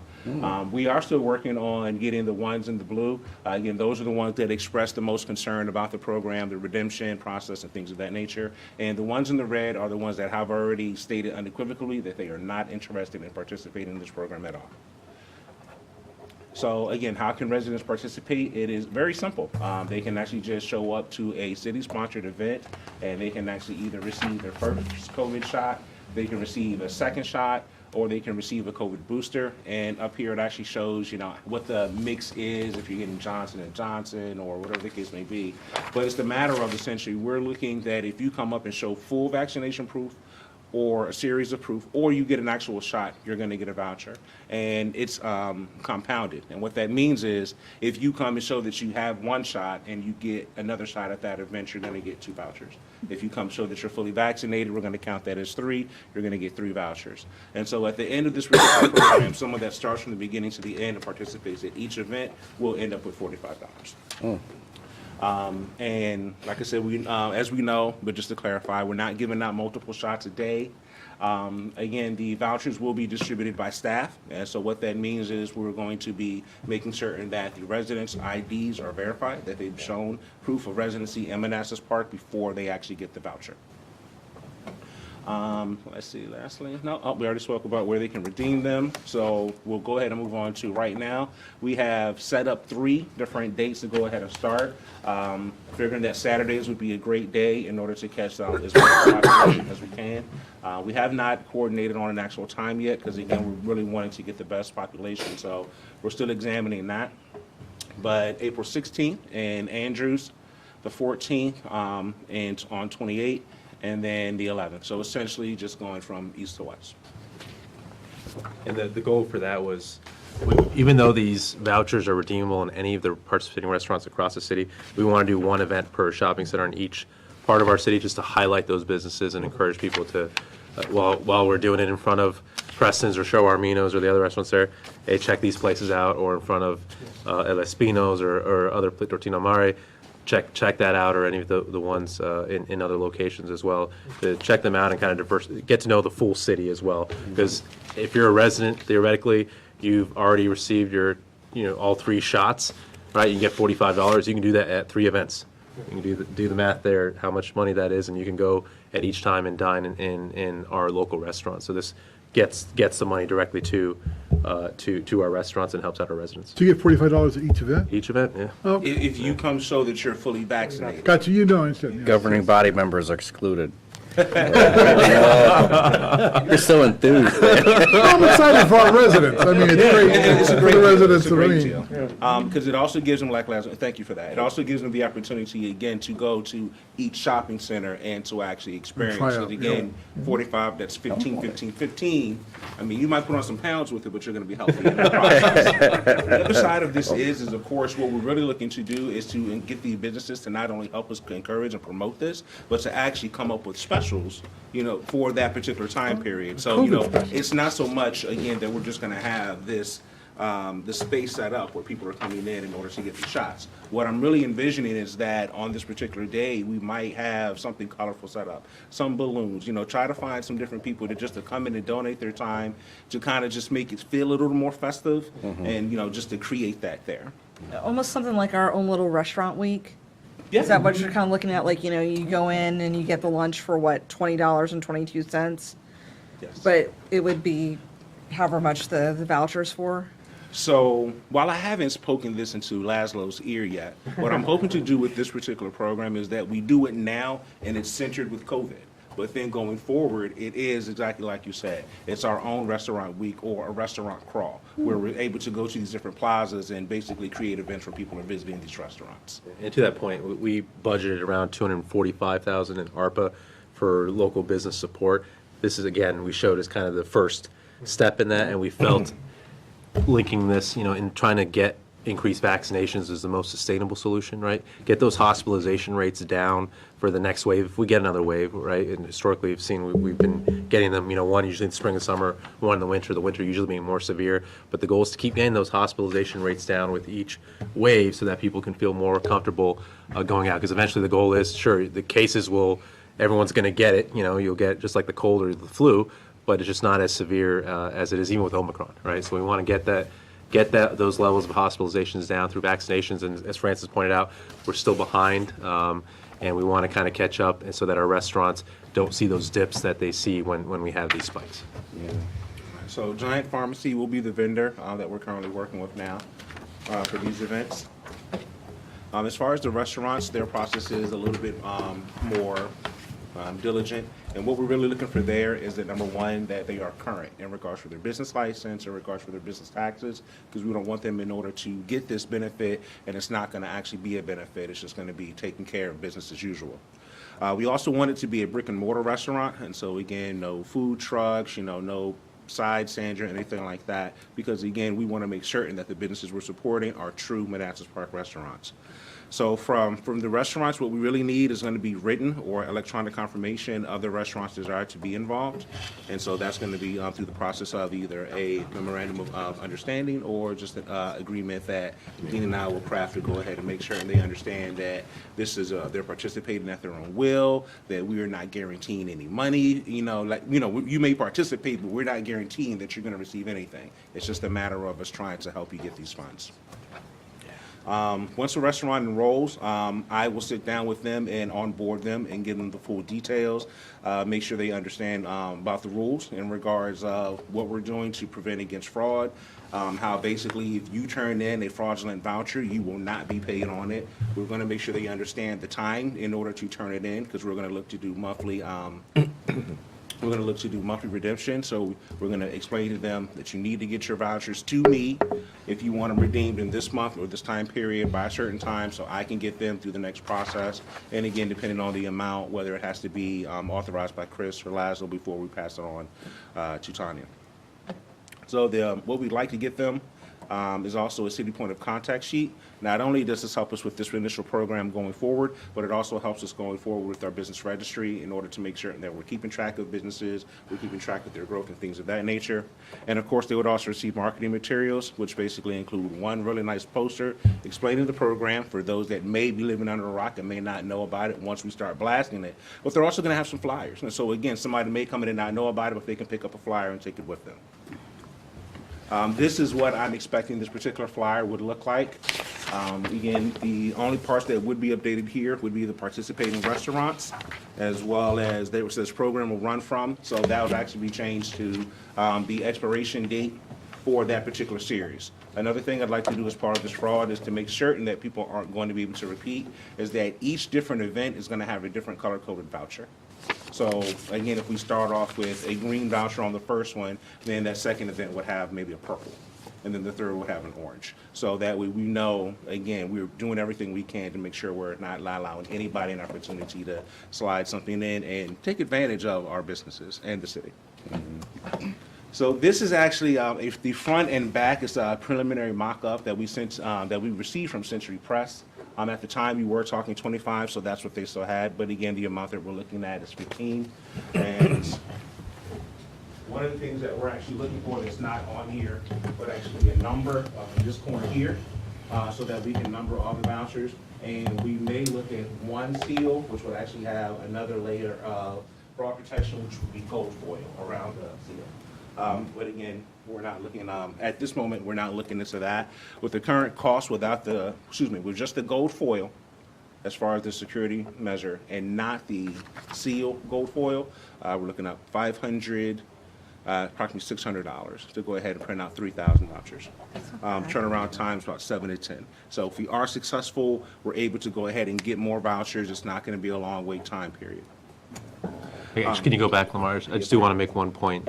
City Attorney reminded me, we're actually not going to have residents sign, because we talked it over with the City Attorney, and we don't want to have any data on residents' vaccination status held by the city government. That wouldn't be appropriate. So it's really just the restaurants kind of vouching that they've received and process this. But, so residents will show us their cars, but we're not taking any data down. Does that make sense? Well, and also, some people are a little bit hesitant to be signing anything that's going to be held by the government. So we want to encourage people to participate. Justifiably so. Yeah, so. Yeah, so I just wanted to make that clarification. Yeah. Thank you again. I apologize. So these are some of the metrics that we're actually going to look to track in order to determine, or to better yet, have you help us determine the success ratio of this particular program. So I know Francis will be working with the number of first vaccines given to unvaccinated population, with the breakdown by age, with all ages and then 18 plus, as well as the number of second and third dose given, and that's going to be compared against the total population, again broken down by age, with all ages and then 18 plus. What I'm going to be looking to do is really more try to track the number or the percentage of vouchers that are provided to residents in order to use these numbers here following as determine whether each aspect of it was successful. So number one, when we're distributing the vouchers, was that successful? And then as far as the vouchers being taken from, the residents taking them to the restaurants. Because again, you may get the voucher, but that doesn't mean you're going to use it. So we have to try to create this sense of urgency. But again, tracking how many are actually redeemed by the residents, and then also going into the number of vouchers or percent that are redeemed, the number of restaurants that are redeemed with the city. And again, that's going to be twofold. Again, those that making sure that they're getting it in before the time period, and because stuff like that, losing them, destroying them, whatever the case may be, it happens. So those are going to be the, like I said, the big three that I'm checking, and the big two that Francis is going to be checking. And we'd like to be able to bring these numbers to you so we can try to help show you. We believe that this is either successful right now, we believe it's not, maybe we need to pivot, maybe we need to tweak a little bit. But we hope that if you have any other thoughts about ways to measure the success of this program, that you would definitely let us know. So again, the last thing that I wanted to point out is that, again, for the tracking, the fraud protection, vouchers will be numbered. They're going to have an expiration date, and they're also going to be color-coded and have a fraud protective measure. Once we finalize, like I said, what type of document we'd like to provide to the businesses, just in regards of saying, hey, we'd like you to participate, do you want to be on board? And then, of course, finalizing the redemption process with finance. So that is all the information I have for you. Are there any questions I could answer? Well, thank you for the presentation, Lamar. Much appreciated. It's a very complex initiative. I'm probably in the minority on this issue, and that's okay. I will express my opinion. First of all, although I don't usually do this, I will share with you that I am vaccinated. So I do support vaccination. But I think it's unfortunate that the restaurant vouchers are connected to the vaccinations. There may be residents, for example, who could really use the voucher, but for whatever reasons, either they're not planning to be vaccinated because they strongly believe in medical autonomy, or they cannot get vaccinated for other health reasons, so therefore they would not receive a voucher. Likewise, there's no way for this program to accommodate people who are not vaccinated but who have already had COVID, and therefore they have antibodies in their system, which can be stronger for the immune system than just simply being vaccinated. At this point, I think it's more fair to provide restaurant vouchers to residents through a lottery system, and it appears like it might be a lot less complex. This seems like a very complex initiative. In addition, I think it would be very helpful that prior to any vote, if we could all read the exact text of the agreement, that the city would require participants to sign the agreement that Dean is working out. So I think we would need more details about any legal fallout that would occur from this initiative. And I think that needs to be in writing and presented to the governing body. So as it exists right now, linking vouchers to vaccinations, I don't personally believe that it's fair. So I doubt in its present form if I could support this. We are, in my opinion, essentially telling our residents that if you do what we want you to do, we'll give you a treat. And I think that's wrong. Would you feel more comfortable if we actually added a second phase where initially so hold we off. focused? Yeah, so that is, again, this is step one. And that was my call to link them all, because we're using Arpa money. And what was the goal of Arpa? To deal with COVID-19. That's why the federal government gave us money. It wasn't just for economic recovery. It was, look, help us deal with the pandemic. And the best way to do so, the best proven way to do so medically, has been through vaccinations. And we're not talking about a mandate program here or anything like that. We're just talking about doing some initial incentives. And then the second step to where Lamar was getting, we're not using all the funds for that program. So we can then roll out a second program, to your point, that would then cover everyone. But we're trying to leverage this ARPA money that was designed to deal with COVID-19 to deal with COVID-19. And just giving it out to everyone doesn't deal with COVID-19. Dealing with COVID-19 was not, my understanding, the sole purpose of that. It was dealing with the effects and the aftermath of COVID-19. COVID-19, correct. So without Aftermath. COVID-19, ARPA would not have happened, right? Right. Correct. Right. Yeah. Why are restaurants still impacted versus other industries? Because of COVID-19. Right. Right. Correct. So a targeted approach to deal with COVID-19 is the goal to help out restaurants. Right. And what are your objections to a lottery system? that would- I have no objections. I think that's a good idea for a second phase. I just think for a first phase, I think we should take an attempt to try to deal with COVID-19. Okay. Well, like I said, my opinion is a minority opinion, and I get that. I understand. But in its present form, if we were to link the two, I would have to vote no. Okay. Are there any comments or questions? I just want to do some research on how well programs like this or similar to this work, whether it's restaurants or any type of exchange program works before we make a decision. Can I say something about that? Questions, comments? Yes, ma'am. I have a question about our numbers for Manassas Park. How do we know that our numbers are low? How is this being reported? We have a lot of problems with the park getting left off. Yeah. So are we sure? Like, We are no? not sure. Okay. To answer your question, we're not. What that data is showing is the 20111 zip code, right? Oh. So technically within that, our city lies in that, but it could be that our city's higher and the parts outside of our city Okay. are lower, right? So we've been fighting with the state to try to get more accurate data for cases, for vaccinations and everything. I don't know if you have anything to add. No, that's exactly, we've Okay. been talking with Dr. Ansher and the state for weeks now, and they've been. Talking to Mike. No, sorry. We've been talking with Dr. Ansher and the state for weeks now, and they have been adjusting the data recently, which you'll see in a slide later on that I'm presenting. There's a spike for the park, which really isn't a spike, it's a catch-up of something that would have happened a few weeks earlier than it's showing, because they were catching up on the data.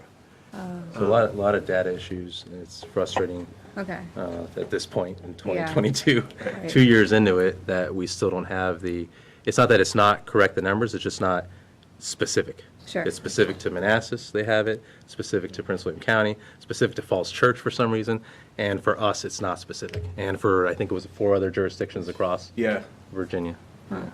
Okay. And we sent a note, the mayor forwarded a note to our state senate representative as well, and can we fix this at the state level to get us some more accurate data? So we can't be 100% certain that we are behind. We could just go off of the data that is presented to us, but, it could be the case that we are lower. Okay. In any case, though, we as a country are lower than many other countries in the world in overall vaccination rates. There's some countries that are in 85, 90% rate right now, which we're not. So even if the data is incorrect, there's still room to get more people to be vaccinated in general. Well, that's because we have a strong sense of individual self-determination in America, I think, my personal opinion. Yes, Darryl? The question I had, Lamar, and thank you for the presentation, Francis and Lamar, is the redemption process, the once a month on the 15th of the month. Have we talked to businesses? Does that work for them, or do they need something every 2 weeks? It seems like waiting a whole month to get my paid for the steak dinner I sold is just too long, given the supply chains and things of that nature. So do we know, or is this our number, or something we've talked to the business communities that works for them? So we're speaking with the business community. Only one business actually brought up any concern about the delay of the redemption. And so because of that, that is why, Laszlo suggested we may want to go ahead and make it shorter. And finance also made the suggestion that, hey, you know what? It might be easier to do it on a monthly basis so that way businesses aren't waiting. Because again, if you get all You mean 6, weekly? 7 businesses. No, it's still monthly. So Oh. there are, I think that some businesses may not participate because of what you're talking about. Yeah. But administratively, that's the issue, right? In terms of us processing No, it. no, So, I hear you. and we understand the restaurants too. We agree with the restaurants. It would be nice if it was weekly. It's just having our administrative capacity, with Lamar being the sole employee, kind of reviewing these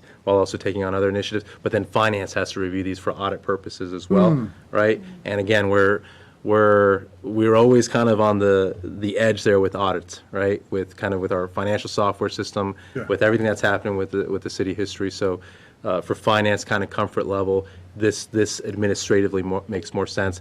But to your point, I think that's why some of the businesses didn't want to join. If we moved it up much more frequently, maybe we would have more So participation. you're But saying we it's kind of have to impossible to balance. move it up? We have to stick to the 1 month? We couldn't do 2 weeks? We couldn't find resources?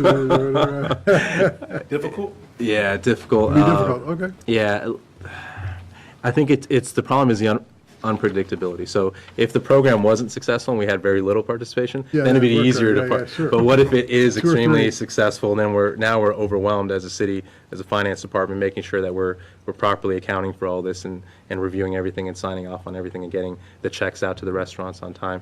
That's the bigger risk that we can't predict. So. Well, we can always wait and see. We'll see in 2 or 3 months, we'll have some data and some, Can we just send the money Grapes. to the restaurants?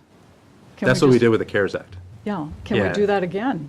We could, certainly. But the reason why, the initiative to at least start off with giving money to residents, that came from Councilmember I was gonna say, yeah, I Javed, was when we gonna were say, talking about it's the. good idea. Get people out Yeah. and about. Right? But I think That it's a was the great whole- idea. That was the whole initiative.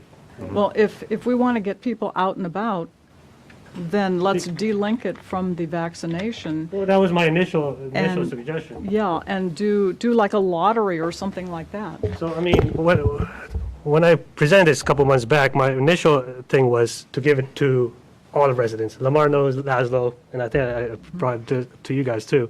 And I feel your point, there's different ideologies people have.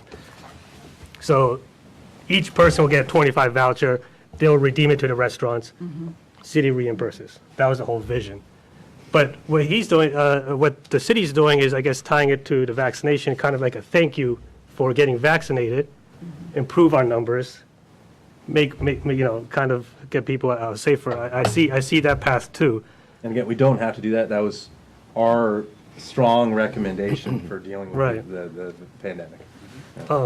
But I mean, the whole idea was to get people out shopping in Manassas Park. If we just give it directly to the businesses, then they might not give it to the residents. They might use it for paying their bills or. I get that totally, yeah. No, and I think we should give vouchers to residents. residents and Yeah. let them use it. They'll Yes. get business. Absolutely. People feel comfortable out there. So I see both city and I see yours viewpoint of view. I think we could maybe table this a little bit and kind of work out the hashes. Dean, do you have the agreement drafted? No, I do not, no. But I want to point out, I think we're going to do the vaccination clinics anyway, right? That was. Well, yeah, that's separate. So Yeah. we already have an agreement with Giant Pharmacy. So we're going to do targeted vaccination work with churches, Park Place Senior. We always kind of check back with them. We do targeted, but they also agreed to help us out with these events as well. And that's something Francis is going to discuss later on tonight as well. But to your question, no, I don't have the agreement. But it's not going to be overly complex. It's just going to be that they agree to follow the rules that we've already established. That they're not going to get paid for any fraudulent vouchers. They're not going to get paid for for Uber Uber Eats or or anything like that. They're only going to get paid per the agreement. Probably going to be about a 2-page agreement where they just agree to participate, and if they're found to be not abiding by the rules, they're kicked out of the program. Have you decided what any, if any, legal liability the city would have? I don't think there's any legal liability. The issue, it just is money that's coming from the federal government for purposes of stimulating local economies impacted by COVID. So it's not a use of funds that would otherwise go somewhere else within the city. If we were using city funds that were taxpayer funds, I might have a problem with it. Because then how do you take taxpayer dollars and then focus them only on certain individuals? This is still taxpayer dollars. Well, I know, but it's, the federal government has determined this is something that is important, and they've come up with this pot of money for that purpose, and that's Congress has that authority. I'm not sure the city would have that authority to do it at the local level by itself. Okay. So if we're going to do the vaccination clinics regardless, right? No. Or- Again, that's a totally different program. Okay. Where the thank you was the big one here, because you can see from the numbers, even though we're lower, it's still the majority of our residents are vaccinated. So the clinics are a completely separate issue from this, right? Okay. We're going to offer the shots there just because if people want to participate in this, go get your first shot, please. And then we're spacing this out so you can do your full series, and hopefully, just looking at how the wave has gone, we're trying to time this so that hopefully people will get boosters right before the next wave, right? If we have another wave, I'm hoping we don't. But if we do, it's likely going to be in the summer, as we've seen over the last couple of years of kind of how things have trended. And so the way we're trying to time this is get everyone the shots before the next wave, and hopefully, at least for our city, get our hospitalizations and deaths down. I think we lost, 6 people in our city last week? 6 people died from this last week. So, yeah. Again, with Omicron, with the pandemic, so cases happen first, then hospitalization, and then deaths. Unfortunately, deaths happen, 4-6 weeks after. They're hospitalized, they're fighting it, and unfortunately people lose the fight after. And so we are having residents die from this, and so we're trying to time this right before the next wave to try to save lives. That's our goal. And I think as a Still have the ability to go and get the vaccine. The city is still offering But vaccines. we do that right now anyways. Yeah. Yeah, so the MAP clinic has that, so people have that option. So we're trying doing to that incentivize. anyway now. Yes, but we're not currently incentivized. That's the difference. This is an incentivization program. the city thinks that we could attract more with. Okay. No, I see. Right. I see what you're saying. Yeah, so that's what they're. Let me ask you some, Lamar, Yes, sir. off topic here. So with the fraud, I mean, how they're gonna provide proof of residency? Excuse me? Are they gonna provide like a driver license saying, hey, we're Manassas Park residents? Yes, sir. I mean, like you said, just valid legal proof, like you said, Yeah. just something that's going to show. Like, for example, I would accept, a city ID. I would accept, a driver's license. I would accept, a work ID from the school. There's a lot of things I would accept. Okay, But to that's be what I'm saying, clear, yeah. I think we are probably would settle that we want a verifiable. You have an address. Yeah, that's what I'm saying, yeah, so. And the other thing is, so if they get the vouchers that day, they have to use it that same day. Nope. You get 3 weeks from the. So they from could the use date it of on the event. second event. No. No, That's what I'm asking, yeah. So you have an event Okay. on Saturday, and you'll have 3 weeks to use that voucher, then Okay. it expires, and then I you see. can't use it. And then the a next week after event, that, 3 we have weeks, the next and the event. next one, Completely different set of vouchers, different numbers and everything. And then after that date, 3 weeks. So they why not just expire. have one voucher from beginning to end? Because then we open ourselves, number one, to the possibility of actual fraud. Even though we are taking precautions, like for example, the foil is not something that a regular layperson would be able to get their hands on, but criminal minds are criminal minds. And if you want to do something, you will. So this allows us to not only cut that out, but it also, like Lazlo was saying before, it gives us more of that incentive to actually utilize this voucher right now. Because again, if you have 3, think about it. You do the first one, I'm going to save this one, Yeah. and then you go to the second one. I'm going to save this too, but then you lose the first one, I see. or something happens. Yeah, they'll get Let's just remove all of that. You need to buy now. You need to get it, you spend it. Get it out your hand. And Madam Mayor, I kind of piggybacked this model off of Occoquan, the town of Occoquan. So what they did was they actually made the vouchers, and they left it at City Hall. And they told the residents, come in, one per person, and that you can use it anywhere in the town of Occoquan. And then they would just get reimbursed. Right, so I thought that was a neat And program. they didn't did. have to do anything for it. They didn't have to get a vaccine for it? No. They This just was walked in? early on, I think a year ago, just when Yeah. we were in that phase. And they just opened it to the town of Occoquan saying, hey, we have these vouchers to use come out, and because that's all Occoquan is commercial over there. So they were struggling, so I think that's where I piggybacked this idea off of. Is it just for and it's a good restaurants or just idea. all commercial? Restaurants, I think, yeah. Okay. Yeah. No, that's a great idea. People just walk in, pick Yeah. up their Well, that's voucher. initially and- what we were going to. So Right. that was the initial program that Lamar was designing to be exactly like that. But as Omicron came out, I said, we need to do something here.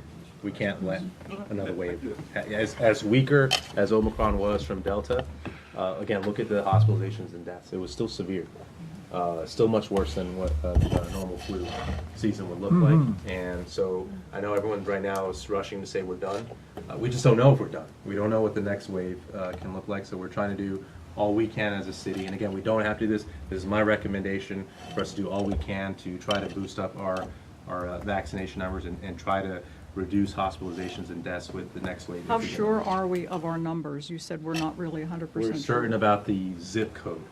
But again, it could very well be that our numbers Share are a higher. zip code with Prince William County. Correct. Or- So it yeah, could be the yeah. Yorkshire area, right? So let's say the Yorkshire area is lower and we're higher, but the number averages out, right? Yeah. But it's still, no one's at 80, 90%, right? So there can still be more that we can do, right? All that we can do at least. And this is a one-time thing. And then again, we'll come back and see if you guys want to pivot to just do just a blanket program for everyone in the summer or in the fall. After we're done with this program, but at least my goal was to try to increase vaccination rates in our city among Has our there been residents. any attempt to reach out to vulnerable groups? Because there's people with the comorbidities, groups of people who may be obese. I mean, We've done that, yeah, and then our fire department has done at-home vaccination as well, so we made that open. Okay. We've done everything we could from just get the messaging out, and now we want to try an incentivizing program, something that brings the community together, tells everyone it is okay to go out to our restaurants, but do it in a safe way and protect yourself and protect the community while you're doing it. So we are if trying to there's get back been to that much outreach to the vulnerable groups, to obese people, to people with comorbidities, I'm doubting whether this initiative is going to be any more successful.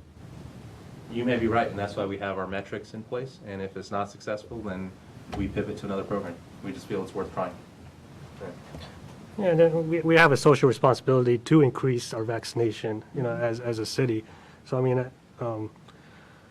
so that's something to think about too. But what was I going to say? What about the people who have already had COVID and have antibodies in their system? There's no way for them to get a voucher? We'd have to ask for, I don't even know how they show proof of. They would have to have something from a physician, and that's probably getting into. Yeah, that but would then be how would we expense, verify yeah. that Right, from a exactly, yeah. fraudulent statement? There's an expense involved in that for them too. I'm not sure. Oh, my last point. But I do agree with your underlying position that if you've had COVID, you have, again, some form of immunity. But I think if you have COVID and have also gotten vaccinated, you have even stronger immunity. So that would be the goal, even if you've had. Well, then there's folks who genuinely believe that they need medical autonomy. I mean, we can't keep boosting ourselves forever. That's not good. Yeah, we're not saying that. Yeah, we're just saying do one simple program and try to get the numbers up. Yeah. Oh, so the $15, or, I mean, one person could get $45, right? Sir. I think that's kind of too steep. Because, I mean, I think any of these restaurants here, one person. Too much money? Well, no, I'm saying like, well, the whole, these, coupons are designed to attract people, right? You get $5 off a $10 meal, right? So they still think that they're getting traffic, but they're also profiting off the extra $5, right? So they're balancing it out. This is going to be like net zero, basically. If I may. And What do you mean by net zero? like basically the businesses can't capitalize or can't upsell, basically. You know what I'm saying? Buy a beer. Sure you can. Yeah, they can. So let's say I still upsell. They'll still make money. let's say I go into, let's say, a Preston pub, right? I buy my meal for $10. Mm-hmm. I have $45. I have $35 left. Which you haven't. getting none You back, haven't, though. You because don't change. I was. No, there's no change. I could tell. Yeah. I was there last Friday. I got the rodeo burger. Yeah, how much is that rodeo All burger? right, it's $12.50. Exactly, so $45, that's. No, but you have free vouchers. Yes, thank you, thank you. Yeah, so Okay. each time you use the 15. So you can go spend 115 and you still have 30. You're not getting a $45 Oh, I see, so, oh, okay, so Expired. 3 vouchers. Yeah. 3 3 weeks. Hey, another way to look at it is, imagine you have, the 2-parent household, 2 Yeah. kids, Yeah. so you have 1 parent fully vaccinated, that's $45. Other parent Bingo. vaccinated, that's 45. That's at least 2 meals for that For family the to go family, out yeah, and that eat makes sense together. then, if it's Family 3 doesn't separate starve. vouchers, that makes sense then. And the other goal too, That day. it is a big number, but we're trying to make, like, if we lowered it, we felt it We're really gonna wouldn't be that much of incentivize. an Right, incentive. that's okay, I right. see. Right, incentivize. It's something we did discuss. Well, technically, somebody could go in, get a $10 meal, and the restaurant keeps the extra 5, right? No, we would only reimburse them for the. Whatever the voucher amount. Yeah, they have to attach Yeah. the receipt. Yeah. Correct, they have to attach. So what do you want, the one person to eat while the family watches? Yeah, right. Dad, can I have a fry? Sure looks good. That rodeo No, see, if the burger. whole family's vaccinated, right? The whole vaccine, then they each got 15, 15, 15, 15, or 45, 45, 45. Good. Yeah, they're eating good that night. But they can come multiple times, right? So they each. Yeah, that's the 15 point, yeah. multiple times. They go that day and Yeah. spend the 15, each of them. Yeah, that makes and sense. they can I thought it was each one of those voucher. weeks, they can come out. Yeah. For 3 consecutive weeks. No, that makes and- sense then. And try to go to another restaurant as well. But either way, I mean, I think, what does the governing body think about either tying this with the shots or doing the whole city initiative? I mean, that was my initial thing was do the whole city, but, I think we should do the whole city and decouple it from the vaccinations. But we need time to think. yep. We need to think. Yeah, I like the incentive idea, but like to see the language of the, Think time. what you're working on. Well, I know it's not sent an gonna be. email to the Occoquan town attorney. I'm just gonna steal what he is. Absolutely. It's not stealing, it's being inspired. I will trade it if I have to. Honestly, but, I you just know. need more information, these and I yellow need to do vouchers. research on my own before I That's make Great, any I mean, decision. they've already come up with a participation agreement. Preston? None. I'm not gonna That's it. create a new one. More comments? Further Yeah. comments? Okay. Yeah, no comments. Any more? Oh, what was the vote on? Comments, just comments. Oh, no, sorry. We're done. Okay. So what more information do you all need besides the agreement, just so I understand? I think we need time to decide Time to- okay. which, Okay. I just didn't know if you need anything else from us. or unless they want. I Could we- think you wanted the comparison. Pros and of cons? Success rate in There was other no places. pros. Right, could we reach out to Occoquan and see how successful their program was? And see if they have any lessons learned? Happy to. There was no pros and cons in this particular packet item. Pros and cons for. But still. We're doing it. I forgot their town for manager. doing- I thought we were in agreement for doing a program like this.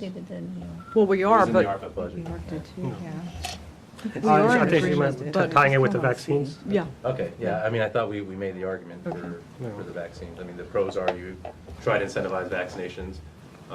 If you don't do it that way, the cons are you're not trying to incentivize vaccinations. Well, and Laszlo, just because we might decouple the vaccination and the restaurant voucher does not mean we're anti-vax. I never that said doesn't mean I that. just Okay. answered your question Yeah. on the pros Okay. and cons, yeah. Okay. The only pro and con difference from this Okay. program from what we originally talked about in the approved budget was the pro of trying to incentivize vaccinations. That's really it. I guess the con would be less participation, right, from those who may not want to get vaccinated. To read, we need to see the agreement, and Dean, you're positive there's no legal liability? Can't see what it would be. Okay. So that's a yes, you're positive? Well, I Lawyers may be saying, I'm not answering this question. that's the best you're gonna get out of me. How's that? Okay. That's your story and you're sticking to it, right? I don't see any negatives to it. Okay, It's pretty straightforward. The federal government's giving us this money. Yeah. The only negative would be if the federal government comes back and says you used the money wrong. But that's something we're risking with all of them. Everything. Oh, yeah. I don't see how they would say it for this program. No, So for we're this, specifically trying this to is get specifically for, yeah. vaccinations. But as far as our liability, yeah, I don't see a problem with that. We're not making any promises, so, it's a Yeah, performance-based okay, thing, okay. so. So we table it till March 15th? Take it up on the 15th? Yeah, okay. If I haven't heard from their attorney, I'll just make one up. Yeah, So I'll give you that. absolutely. I'm gonna be reaching out to the economic development person as well. All right. So we got 2 ways to get it. Good deal. I think, who's, Mr. Portilla is the mayor out there. Met him a couple of times, so he's helpful. Services. Any other questions I can answer for you? I think we're all questioned out. Oh, just one quick question. What's the universe of restaurants in the city? That includes like even the little sandwich shops. You say what's the universal restaurant? The universe. The number of restaurants. Yeah. Chris, do you remember from our database, like how many total restaurants do we have? 16? 18. People signed up and did that program. Yeah, the CARES. Yeah, I mean, we only have about, 30-something total restaurants in the city That's what you're altogether, asking. and it was like half of them. So it's Okay. about 15. So 30 something is. Okay, and that includes like little sandwich shops and, Or it includes the one even down there, the industrial park. yeah. Okay. Thank you. Okay, thank you, Lamar. Thank you. Much appreciated. Thank you, Francis. You'll see me again. Okay. City manager report. No, it's Randy. Coming back. State of the Union is on. Truckers surrounding the Beltway? Yeah, no, Next week, I We think. probably. I haven't seen anything. It's next week. Yeah, it's the 4th. Oh, that's next 4th or week. I thought 5th. they were going to do it for the, They didn't make it. oh. Gas was too they high. run out again. Got stuck in traffic probably. Truckers blocking the Beltway again. Well, they're supposed to be coming next week. Or yeah, To our building, yeah, they do. on the 4th or 5th of March. Last time they said it was very uninspiring. There's like 2 trucks. Evening, Mayor and governing body members, Randy Knights, DSS Director. Good to see you all. I've seen some of you virtually, so I have seen your whole faces, but I think it's been a while since you've seen mine. So Thanks. I'll try to smile a lot tonight and go very quickly for this. Okay, can you With all speak this just a... wonderful data I have. Just a little bit louder. Louder? Okay. Yeah, thank you. Gotcha. Okay, so I have lots of data to show you this evening. I'm going to focus in on the summary boxes primarily. And as we go through, if you have questions, just let me know. This slide here shows you our administrative numbers from fiscal year 19 through current, which would be December. However, we did annualize fiscal 22 numbers to get the percentage of the increase or the decrease of, what's, I guess, processing through our front line of our admin staff. And I think you'll see as we go along that the number of increases here to our visits and then our calls are a reflection of how our case counts are going up as well. So here you can see we had a obvious decrease by 60% to our customer visits, but if you recall, we were in COVID and our lobby was closed. So we see that offset in the number of phone call increases, but you'll see that that number is also still staying high, just new processes that we have in place. So we're seeing an increase in our transfer ins as well. We're finding out that the applications that are being processed through the state in Richmond through CPU are coming in chunks. So they ultimately end up becoming new applications as if someone were to walk in the building. Here's our benefits comparison. Again, we annualized for the remainder of this fiscal year. Take a look at our Medicaid increase, 54% just, these last several fiscal years. And we're also seeing an increase in SNAP. This slide's not annualized. This is the current number of people on those services. Thank you, Yeah, the yes, previous yes. slide and the next slide are going to be Yep, annualized. thank you. So you can see, you can just go back. Yep. Again, look at that Medicaid number. It's Already. a pretty dramatic increase over the last 4 years. And even SNAP, even though it's a smaller starting number, you can see the percentage growth there with SNAP as well. And then, again, looking at our service count, I've been reporting on how our cases, our increases, our number of intakes, our CPS referrals are ultimately, increasing our work volume and our foster care count, which we'll show later on. But intakes and referrals, you can see, have grown by 58%. Our guardianship cases are 72%, and we're actually seeing an explosion in our child care. We do have funding available for families that are eligible. We currently have no wait list. The state has a lot of funding to provide for those families that are eligible. A lot of ARPA funding went to childcare, knowing that that industry was hit pretty hard, and how important that 0 to 5 and even preschool age is. It has a ripple effect on our economy. Everything that we do starts with our children.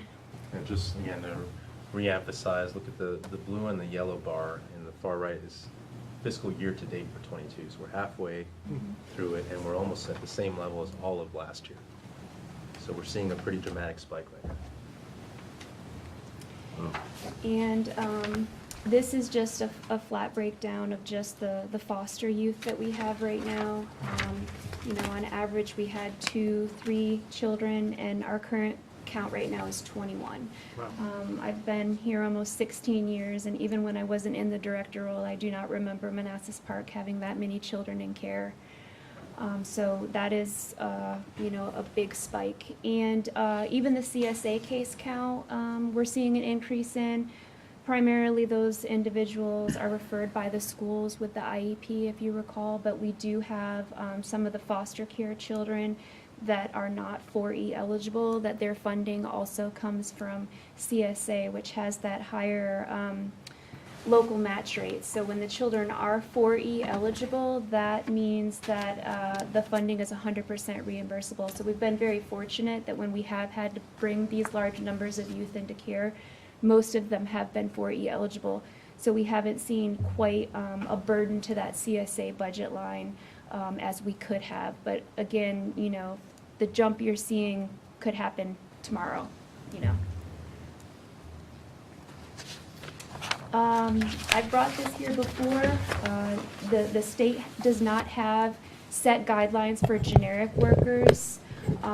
They do have recommendations, and that includes caseloads between 12 and 15 per children per worker, not to exceed 18. And again, these counts are program specific, and remember, our workers are generic, which means they carry foster care, adoption cases, prevention cases, ongoing cases, whereas the 12 to 15 and the 18 is if you were just a foster care worker or just an adoption worker or just an ongoing or just an intake worker.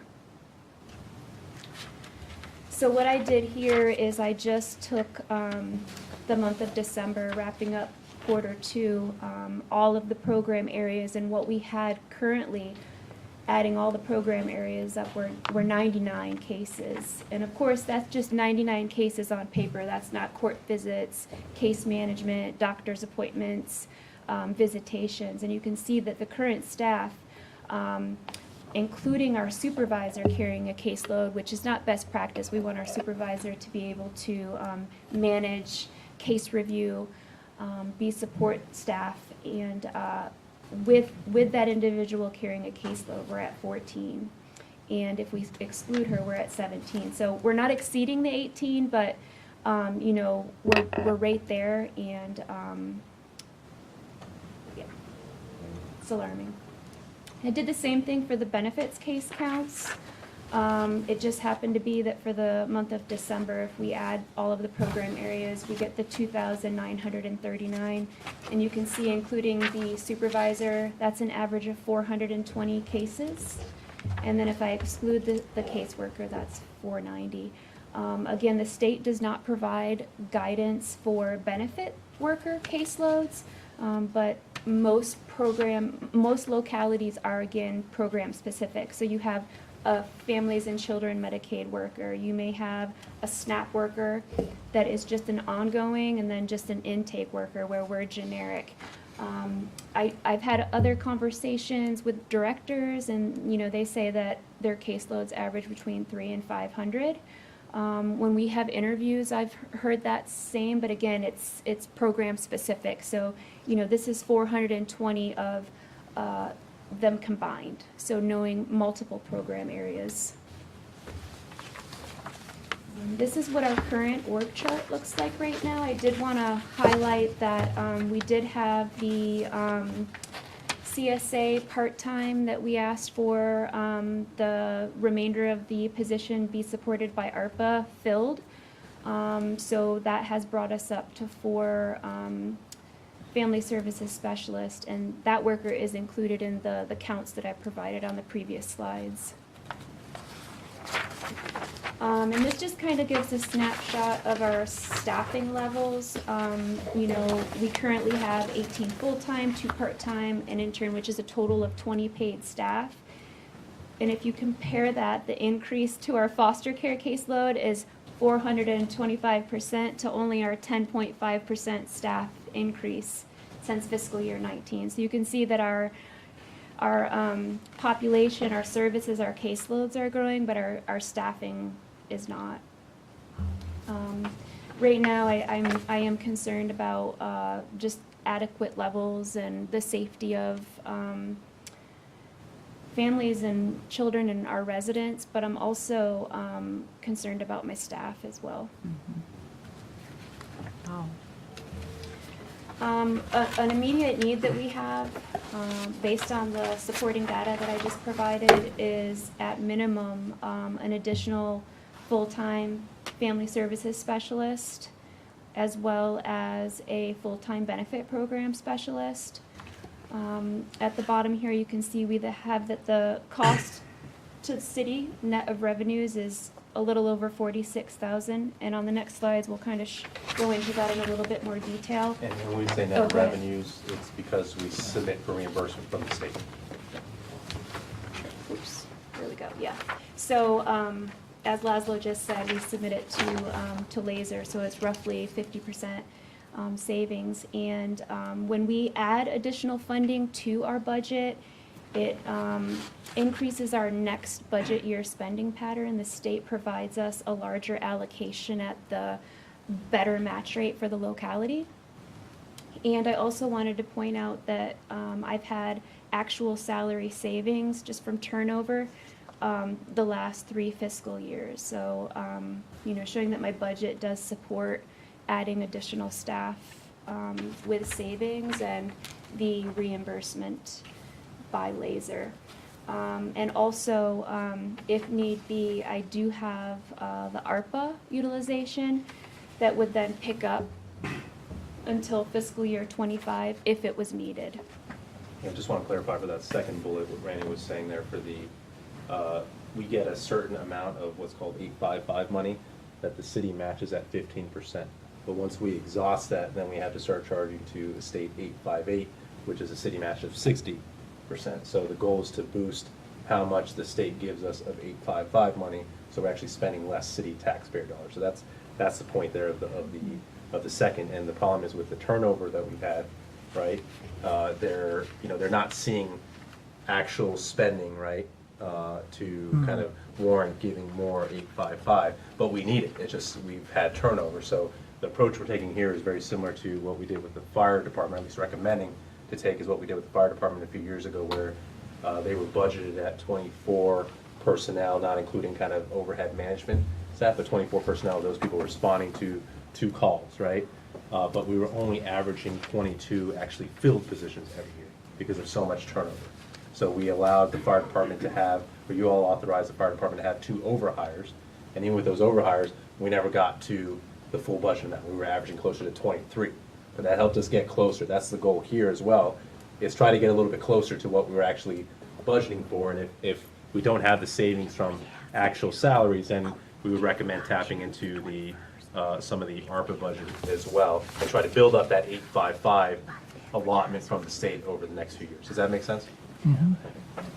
And most likely it would be the food support program and the burial assistance. We so far have been contacted for any assistance for COVID-related burials, and we had 2 successful food distribution events and had plenty of ARPA food assistance funding. And even if we, you know, hopefully get to do the same initiatives next year, we would still have plenty of ARPA funding for the initiative. So the additional proposed positions would up our work chart to look as presented with 5 family service specialists and up it to 3 benefit program specialist to help tackle up the increase in SNAP, Medicaid, foster care, and CPS that we're seeing. Just taking the December numbers with the increase in staff, you can see that it does reduce the size of the worker caseload. Here in services, it would bring it down to 12, which is much more manageable. Even if we exclude the supervisor, it brings it down to 14, which is pretty much where they're working at now.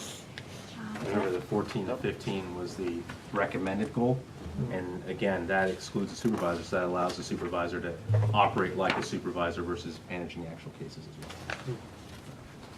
And the same situation for the benefits as well. It drastically reduces and allows us to hopefully provide better customer service to our residents when it comes down to it. We're able to process more applications quicker, and really that's the bottom of customer service, is getting the services that you want in a timely manner. So. In addition to the request of the 2 positions, we are seeing, I wanted to make you aware of these 3 items. We are seeing a increase in our legal fees. With each child we bring into care, that's lots of court visits. Eventually, we end up getting to the point where we do TPR, which is terminating parental rights. So it's lots of visits, lots of case prep with our attorneys. So that's something that for our fiscal year 23 budget that we're already anticipating and working towards easing into that increase. We're also seeing an increase in a newly established local only line. Unfortunately, we do have a couple kids in care that are not eligible for 4E or CSA. They're undocumented. So what CSA doesn't cover, it is having to come out of local only funding. And I've seen a big impact to just the workload and the morale of our entire agency.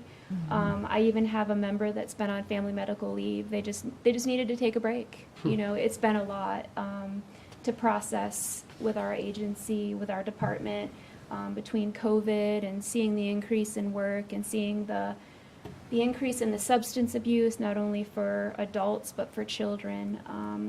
And the work they do is very difficult. So adding positions to help alleviate, all of the extra duties that they're doing would be a huge morale booster, I think, to know that, the end is near. Maybe not the true end, but they can see the end. It would lighten a little bit. Yeah. Yeah, the workload on your staff is a huge concern. Those are large numbers, large increases. And I think too, what is concerning is that we don't see an end. A lot of it is from COVID, and with the state not providing us with any end dates to moratoriums, there's no closure, there's no end in sight. And then when we do get that date, it's going to just be chaotic, because someone that may have had a redetermination or an eligibility or closure in the month of January, well, how are they going to handle that? Does that mean everybody's going to start, in January, or are they going to, space them out? So we're really looking at a huge storm coming down, and if we're already behind, we're very concerned of how we're going to meet the needs of our residents and just the state as a whole of what we're required to do as the Department of Social Services. Okay. Thank you, Randy. Thank you. Yeah. Questions or concerns? Comments? Go ahead. Yeah, thanks for the presentation, Randy. I'm glad for the 3rd bullet. As the mayor pointed out, you had a humongous increase of cases, 425%. And this is all taking a toll on your staff. And I'm just glad you mentioned that. We can support you with this. But if you didn't mention it, I would have mentioned it. Okay, probably. good. So I'm glad. So, thanks. Thank you, yeah. We had to show you the numbers because Randy's Yeah, been absolutely. reporting had a decrease in morale, just being overwhelmed. I said, well, let's see the numbers to see what the numbers are telling us, and it's overwhelming what the numbers are showing in terms of And that's- increases, and it's not even a line. If you can go back, or go forward Which a one? couple, to the Slide. second quarter staff levels. Keep going to the right. Yeah, so look at Yeah, the 4-25. first bullet. So total population increased by only 1.3% this FY19, but look at all that percent. It's this existing kind of population that we're just seeing an impact. Right? All It's not th- even due to growth, so. All three are huge Yeah, increases, yeah, correct. but that top one is incredible. Yeah, that is, wow. And just for you to mention it to us, I mean, that's great, to speak up for your staff and not yourself as well. And so that we know what's going on, and then we can make the right decisions. So thank you. Yes, go ahead. Regarding the burial assistance for COVID, how much money does the applicant get once they're approved? You know what, Yessie, I'm not sure what we set as a limit, but I can get that to you. Okay. Do you recall, Laszlo? What was the The question? limit that we put per person for the burial assistance? Oh, I don't recall. Yeah, I'll get that though, for you for Yep, sure. so no one's reached out though. We've been paying coroner fees, but not, but no one's come back with this request for assistance for burial assistance. That's why I'm asking, because if it's available and we have the money, I'm gonna, let the community know. Yeah. Yep. Is it reimbursable? No. May you reimburse them, or does it, it's an upfront payment? We hadn't even gone that far into it yet because we've Okay. never had the situation happen. So I'd have to go back and read how we wrote up the policy People as to how aren't that aware would of work. Laszlo was asking if we would reimburse the individual, sorry, Dean. We look a lot alike. I know, right? You're sitting right next to each other. Just how that would look, if we would pay the funeral home directly or reimburse the resident themselves, so. They were separated at birth. They were, yeah. You decided to go to the Navy for some reason. Yay, Navy. Comments or questions? Yes, thanks, Randy, for the excellent presentation. The increase in foster youth, dramatic increase. I think it was the yellow bar, blue bar that you had there. What's contributing to that? Yeah, there you back. Go back the other. No, go to the right, one more. There you go. There it is. From FY 21 to 22. What's accounting for that huge increase in our community? Well, one piece of it is it's a sibling group of 6. So that is. That would do it. That's a big chunk right there. One Yeah. sibling group of 6. And that's always a risk with CSA during the fiscal year. Is Yeah, you get a yeah, large if you get a like family, that. that just shoots up your numbers. So, There were even some children in that household that were able to be placed with kin, so. Oh, that's good. There could have been even more children brought into they care weren't than just the kinder care. 6. Wow. The other question, I guess, is more for Laszlo.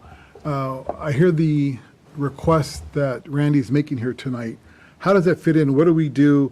Because I personally think that's probably, this is one of the most important services we could be funding in our city today, particularly with ARPA funds. It directly serves our youth, our community, directly serves our community. So how do we factor this 46,535 for these 2 positions into our budget process? Yeah, so I request that we take the fire department approach, right? So you can see the annual savings. And I just asked Randy to look at salary savings, but in reality, with less positions, and there's other savings in the budget, but I want to do strictly apples to apples, right? What are we actually saving on salaries, like Sounds I did good. for the fire department every year because of turnover? I will say for the fire department, turnover's been great, or we haven't had a lot this year. I think for all Gotta departments, we've been maintain. doing a lot better, but again, we don't know how long that's going to last. But we do have savings every year from turnover, so I'd like to apply that first. And then, again, utilize ARPA to cover the remainder. But my hope is, to Randy's point with the second bullet, is as we spend more, then we get a higher allocation of 855 money, which is a 15% match from the Right. state versus 60. So you end up spending less taxpayer money on each salary, and then that will then hopefully boost or not result in a full 46,000 spending in the future. Does that make sense? It does. Yeah. But when can we actually implement that? That's what I was. I mean, how soon? So, this is similar to Calvin's. Well, Calvin's, I noticed that we hired 2 assessors, and the document said that we're going to do an amendment Yeah. to deal with their salaries. Why can't we do that with these We positions? can absolutely do that, absolutely. And again. And hire them now. Yeah, we wouldn't have to amend the budget, that's the point. We'd only have to amend the ARPA. Totally agree. Right, so we would Right, just, ARPA. we would allocate the ARPA, but again, with annual salary savings, We we'll have it see there. kind of exactly what we have there, but we can, again, my recommendation would have been, yes, let's look at it, the budget amendment, just like we did for Calvin's when we came back in the fall. I'm and just showed the concerned if we public wait through the budget process, we're talking about 2 months, possibly 3, we're voting for it in June, that they're being killed with caseload. works. We can bring We the agenda can- item next week or. I next meeting, personally, if you like. I can't speak for my diocese friends here, but I personally like to see something happening sooner than later on this particular item, because this is directly servicing our community. And it's, to me, what ARPA funds should be used for. So I'd like to see it happen sooner than 3 more later. months of stress. Yeah, why would you do that? Are there any other departments that have these kind of increase figures that Randy has? Let me go back and look at that. I know for police, you saw it with some of the sexual assault Okay. data, and I think some of them are correlated actually with CPS calls as well. So that's definitely an increase. Fire department, certainly a lot more calls this year for fire and EMS, mainly for the EMS side. Calvin's, I know we went over that last time. There's still some data issues Yes, with Calvin's, but at least for fire and PD, certainly. And then for J, of course, we're trying to get the numbers up, which is, a good Right, thing from right. a revenue standpoint. We're still, it's a negative. We want that number to be higher for J's users, and that one unfortunately is still lower because of COVID. So we're seeing kind of a COVID impact across the board with lower people coming to, or less people coming to our Parks and Rec services when we want more, right? We have the capacity to service more. We have a bigger impact on DSS when we don't have the capacity to service it. We have a bigger impact on fire services. Luckily, we had those overhire. We're doing great with turnover this year. So actually, we may actually get the salary line item budget or exceed it this year, which is actually good news because that means we're keeping our staff. But we're seeing the bigger impacts there. You've addressed the sexual assault issues with the approval of the hire of the detective to specialize in that. Could more be done? Always. We're always trying to balance, right? We want to show you the data and take incremental steps. It may not, be enough, but again, we need to think about the long term for all of our goals. The balance is what I was thinking Yeah. about that's why I asked about other departments that had similar huge increases, because we would want to focus on, even if it's 2 or 3 departments, they would be worthy of focus. Unfortunately, it's everyone, and even with Calvin's team, even if it's status quo, they just haven't been able to recruit and retain people. Okay. So they're operating at a much lower public works crew than code enforcement, so we haven't been able to fill that second code enforcement position, right? So I think it's across the board. I hate to say that, but I think it's across the board, but we want to keep showing you the data and what it looks like, and again, try to bring a balanced approach for how to deal with this stuff with the budget. And the frustration from our point of view is that we can't do more. Yeah. However, I would like to point out, though, that DSS is different in that we do get to submit it for reimbursement. That's true, yeah. So if you were to approve a position today and they Okay. started tomorrow we would be able to start submitting that for reimbursement. I see, okay. And also, the ARPA utilization is only if The salary fiscal year savings. 25, if. Yeah. So, I mean, I wouldn't have to tap into any ARPA funding right now. I think between the salary savings that we have annually on fiscal year and being able to submit to Laser for reimbursement, it'll support itself. Fiscal year 25 is when we may have to look into using the ARPA funding. The goal again, hopefully the 855 increases from our increased Right. spending, and that will reduce the And impact. our situation will be better. Correct, it'll reduce the Yeah. impact by FY '25, because they like to see, 2 to 3 fiscal years, Randy, worth of kind of increase in Yes. spending before they increase your allotment in 855. Randy, please refresh my memory. How many folks are you asking for? 2, 1 full-time family services, so that's foster One care, benefit. adoption, Okay. CPS, and 1 full-time benefit program specialist, which is SNAP and Medicaid. Okay. That we get reimbursed for the salaries they're hired, the day they're hired. Absolutely. Okay. Why are we putting this off? Quick question. I'd like to present the data first, and then. No, if we can have get you all that time to think presented about it. by the 15th of March, that'd be great. Yes. So the universe of the pool of candidates, is it very limited? Just like the entire economy and the job workforce, there is difficulty finding individuals. We did just have a benefit program specialist leave, but she was our staff member that was working remotely. So it's a little different situation where she hadn't been in-house for the last year. So we're advertising that right now. It just closed this past Friday, and I had 40 applications that I sent back to the state. I'm hoping that from the 40, they'll put through 10, 13. What's great about these positions is that they're level 1 positions, and just from experience, it really is great to hire somebody brand new that is a level 1. That way you're not breaking any habits that they may have from previous, experiences. Then they're fresh to our agency. We bring them right into just our environment and let them know that, it's a safe place, it's a fun place. And with that being said, I think it's much easier to find and fill a position at a level 1 than it is a level 2 or a level 3 where you're competing with other salaries and other localities. But yeah, everybody, the entire state, all 120 localities right now are looking for staff. Okay. Yeah, and people are burnt out, so some are switching, Do you have a follow-up? Yep. And does the staff member have to be residing in the Commonwealth, or can they telework like the individual that just left? Yeah, I probably wouldn't do out of state again.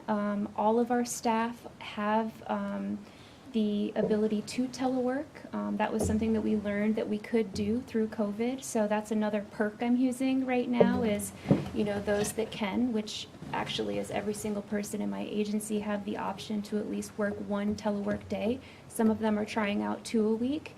Of course, we have to make sure the needs of our residents are met, the needs of our just department. We have to have staff available for emergencies. So no, I don't think I would do completely out of state, but possibly Maryland, where, you're just over the border, or West Virginia, where it's a lot. She was in Pennsylvania, so it was a 4.5-hour one-way trip. So it was just too far. It was too far. She was disconnected. Okay. Thank you. West Virginia is not that far away. It's not. We do get applicants from West Virginia, Okay. believe it or not. Yeah. We actually have a staff member that comes in from Strasburg, which is out there. That is? Yeah. Wow. Okay. Yep. Strasburg. Any questions? No questions. Question? Follow-up questions? I just hope we take action and move on this request that's before us. Councilmember Jabed? Yeah, question, the children that are displaced from their houses, where do we house them then, if they don't have foster families? Well, there's, depending on the situation, they're either placed with kinship, which means perhaps an aunt, a grandparent. We have local foster families that have gone through our training that we've offered, and they're approved, and we've placed them with those individuals. Sometimes we have licensed placing agency, which is more like therapeutic care. The foster families are trained more for emotional, social needs that children may have. And then, sometimes they're in group homes, which, are you familiar with a group home? Okay. And do we have any kids in the group homes right now? We have one about to. One that left and one that's about to. We couldn't find a foster family for that one? A lot of times it depends on why they're in care, their age, their actions while they're in care. And then we actually have sometimes some kids in Molinary, in Mesh, at the shelter as well, some of our kids. The group home, is that the one out in? Timber Ridge was the last one I referenced, but they're all over the area. Roanoke, Richmond. Okay. And you said one child on there. And any in the mesh care? Or We have one right now. one in there too? Oh. So is our foster family increasing as the foster, the kids, No. the need of the kids increasing? Like, is I it? wish, no. Part of that is that we don't have the time to invest in recruiting. We are luckily right now that in the virtual Zoom world that the state takes on participants from different localities and will train them. So we have had a couple participants, but it's also a process. You have to make it through the class. You have to have home visits, home studies, and they really dive into background of all involved. CPS checks, criminal checks, psychological evaluations that can get pretty detailed. So it's not just like, hey, I want to be a foster parent, Yeah. sign me up. It can be a year long.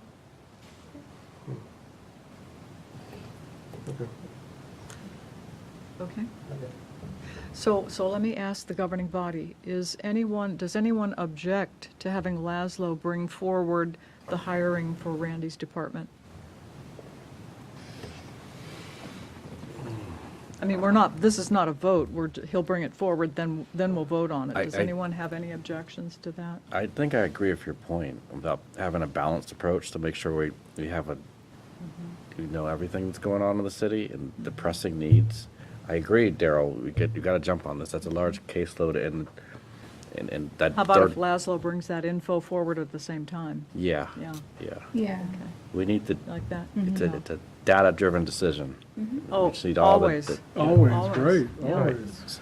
But remember, this is the ARPA funds we're using, not, I think he was. It's Exactly. a decision. Still data-driven, Right. Yeah. because we take from one for another, or we don't want to slight some other program. And I'll go back and do that. I just do want to say one thing, though. I just want to echo Councilmember Moore's point that our foster kids, those struggling with CPS issues, the sexual assault cases that our police are dealing with, these are people who are in most need in our city for our support. So it's just something to think about. And there are a lot of these people. Well, they are the most vulnerable people in our city. Absolutely. Yeah. They're the ones I think that really need our support. Yeah, here. Yeah. They're youth, they're Yeah. below 18. I mean, these are kids. Okay. You know? That's a good Do point. you have enough direction, Laszlo? Yeah. Okay, thank you. Randy, thank you very much. Good seeing Thank you, all. thank you. Appreciate your Thank you. time.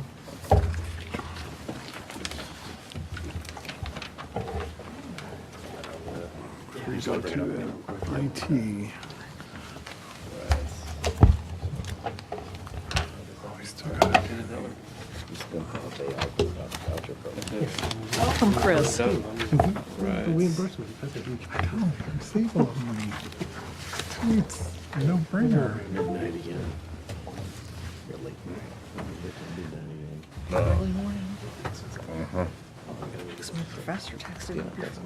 Obviously, while we have Randy's DSS brief and then the pending CS Community Services brief, I'll regale everybody with tales from IT project management just to make sure everyone's still awake. But good evening, Mayor, members of the governing body. I'm just going to give a quick kind of rundown on some of those projects just to give a kind of assessment of where we're at, and then we'll quickly go into the bulk majority of this, which is kind of a department division by division cross section of our community services team and kind of what they've been doing to date with some of the more exciting programs and initiatives that we've been coming up with since they came on with the city. So to just kind of do a run over of kind of the high level things that are remaining still based off of what was approved mostly from our CARES Act funding and some of the initial funding from Arpa. Just so we know, with our payment portal, that's one thing that we're constantly trying to centralize the approach with and standardize for our citizens. So Keystone taxes and utility payments will be going live sooner rather than later. It's been something that we've been trying to work out with our Keystone vendor and trying to get them to be able to basically integrate with the kind of next level platform. The site visit for the NIC Virginia team, which if you remember, that is the team that's building us the portal. If you've gone on to the police department parking ticket portal before, it's going to look something like that when we get the new ERP, but for now it's basically they're just providing the checkout function behind the Keystone portal that's already there, and that's due to Keystone limitations. Shocker, they have limitations, but that's kind of what we're still trying to go with. But when we have that new ERP, that portal experience will be 100% at the very front of the payment experience. And we're still getting the merchant service transaction fee lowered for all of our taxes and utility payments as well. So that's a benefit that's happening behind the scenes. You won't really see that, but until you see the fee kind of breakdown when you check out. And then that's just phase one. We're doing it in 2 phases. When that's live and we're ready to go and we feel like we've finished it out, phase 2 will be kind of those smaller kind of miscellaneous payments, fire marshal permitting, dog licenses, EMS building, so on and so forth. In terms of our GIS, we kind of have 2 priorities right now. One of them is to beef up the integration with our current police department CAD, Southern Software, with our new GIS platform, and then also integrate the AVL, which was that velocity experience I brought to the governing body. I think it was in the very end of last year. And what that's going to do is essentially from public safety, you'll have full up kind of live CAD reporting for all of their policing kind of information coming up, as well as all of our vehicle tracking. That includes public safety vehicles and also the remaining vehicles in the city. So those are kind of two priorities kind of combined into one, and then some of the other kind of build out for GIS. The good part about this is once we're kind of through those big priorities, we're going to start exploring, and if you've seen in other cities, some of those kind of unique kind of citizen portal experience, we want to get some engagement up in terms of basically laying out information in different ways out to the residents so they can have like a kind of a, I don't know, like a app-based approach to going in and learning more information about the city. When we build up some of the information around our new parks and stuff like that, we'll have some of that stuff up and running. We're going to start exploring that more so for the summer and fall timeframe, so I'm just trying to keep the GIS team busy. In terms of Dude Solutions, if you remember, that's kind of split into two enterprises for our community development team, so that's mostly under kind of Calvin's purview. Asset Essentials was that public work kind of work order system that's up and running right now.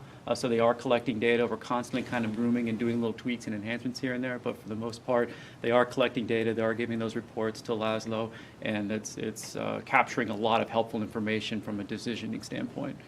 In terms of the SmartGov side, that's kind of twofold. One is for our code enforcement. So we do have that code enforcement portal live on the city website right now. You can go in if you have an active complaint. You can submit information, and there's a case management process on the back end that's going directly to our code enforcement and planning and zoning kind of services, development services division, and they're adjudicating those cases now live and kind of replacing kind of that I don't know, kind of open-ended Excel tracker file experience that we currently utilize in order to track code enforcement cases in our city. The next thing we'll be going live with that is inspections and permits and kind of the fees associated with it. So a lot of the development going on, this will allow people to submit requests through our portal to our development services team, and also be able to make those payments online as well. So basically just getting more digital with our development services offerings in terms of being able to not only submit plans, track the status of your plans, submit feedback, supplemental documentation, but also pay the fees online as well. In terms of the website, and Mayor, to answer the one question, the revised platform that we have for the city is already fully optimized from an SEO standpoint, so that's just kind of happening in the back end. They were more kind of talking about those kind of Google ads and some of the other stuff outside of our website that has to be SEO optimized. But to answer your question, we are as a city on our government website is. Okay. Yes. Okay. And that's done for us through their engine that they have through Revise. Okay. But that's just for the government website, not the outside marketing and ad spaces and things that we do outside of the website. But that is live and has been going pretty smoothly. Staff has been taking further accountability for their information on there, and the goal now is to start embedding different engagement applications on this website. So when we come up, we want to have extension of more surveys, different types of apps, kind of notification tools, maybe some more embedded video, just try to get some more information out there in different mediums with the website now allowing us to do that in a better manner. But we're kind of waiting for some of the dust to settle on some of these other priorities to get kind of more engaged with kind of expanding on website capabilities. But it's good to know that it's in there, it's working, and it's a great platform to work off of. The big substantive part for me is the ERP update in terms of where we're at from a consulting standpoint. Right now, we are scheduled still on track for a March 24th RFP submission. We've gotten a lot of great information coming back from our vendor in terms of understanding what's out there, what other jurisdictions are doing, and engagement with staff of getting their inputs for the next RFP.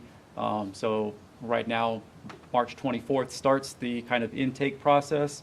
We'll put it out for probably about a month and a half, possibly 2 months, just to give a good amount of time to have vendor solicitations come back. And then 2 months after that, we'll begin the whole vendor evaluation, sitting down on some very painful, long meetings, doing demonstrations, asking all the really hard technical questions. But through that, we're still going through a great process, and the goal is to come up with a scored RFP for a vendor that we've selected as a staff that fits our needs as a city going forward. And we're very happy with very done services to date, and we'll continue to do so. Excuse me, and they can continue to be a great partner. And then last but not least, this was approved at a prior governing body. I just want to provide it. It's more of an internal facing thing for city staff, but essentially, this is just further streamlining our AP processing for our purchase card program.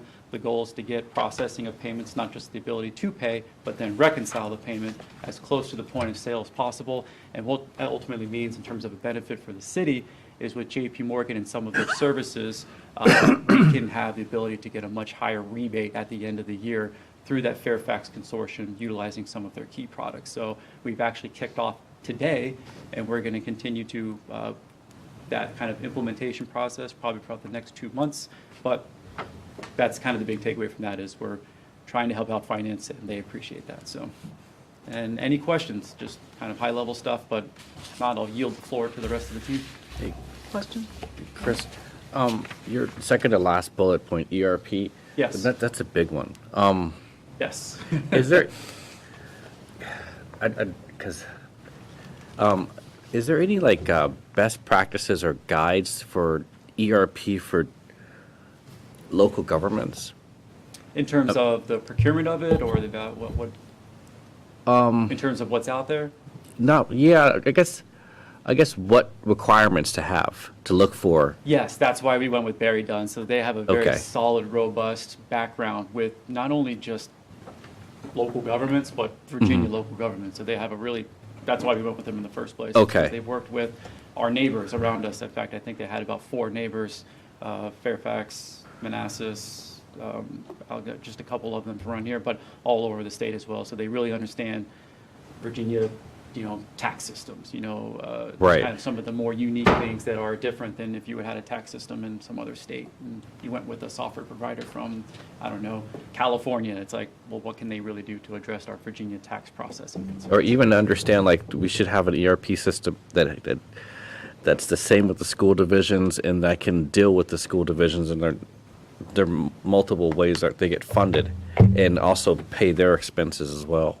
Because they're a little different than the city. Overlap, and then there's some kind of separation of it, but the way that we've kind of seen it is what meets a city's need meets a school's need in terms of kind of the financial processing. Theirs is more kind of focused on the financials, kind of core budgeting and kind of human resources, kind of management payroll elements, whereas the city has to deal with a mixture of a lot of dissimilar revenue streams, tax processing in terms of the assessment, assessor process going into our city financial system, along with all of the kind of other kind of like, I would say like miscellaneous things, but you can get utility billing on there, you can get land management system type stuff on there, a lot of that kind of, not school specific type of functionality in there. And I just want to clarify, so the schools aren't part of this RFP.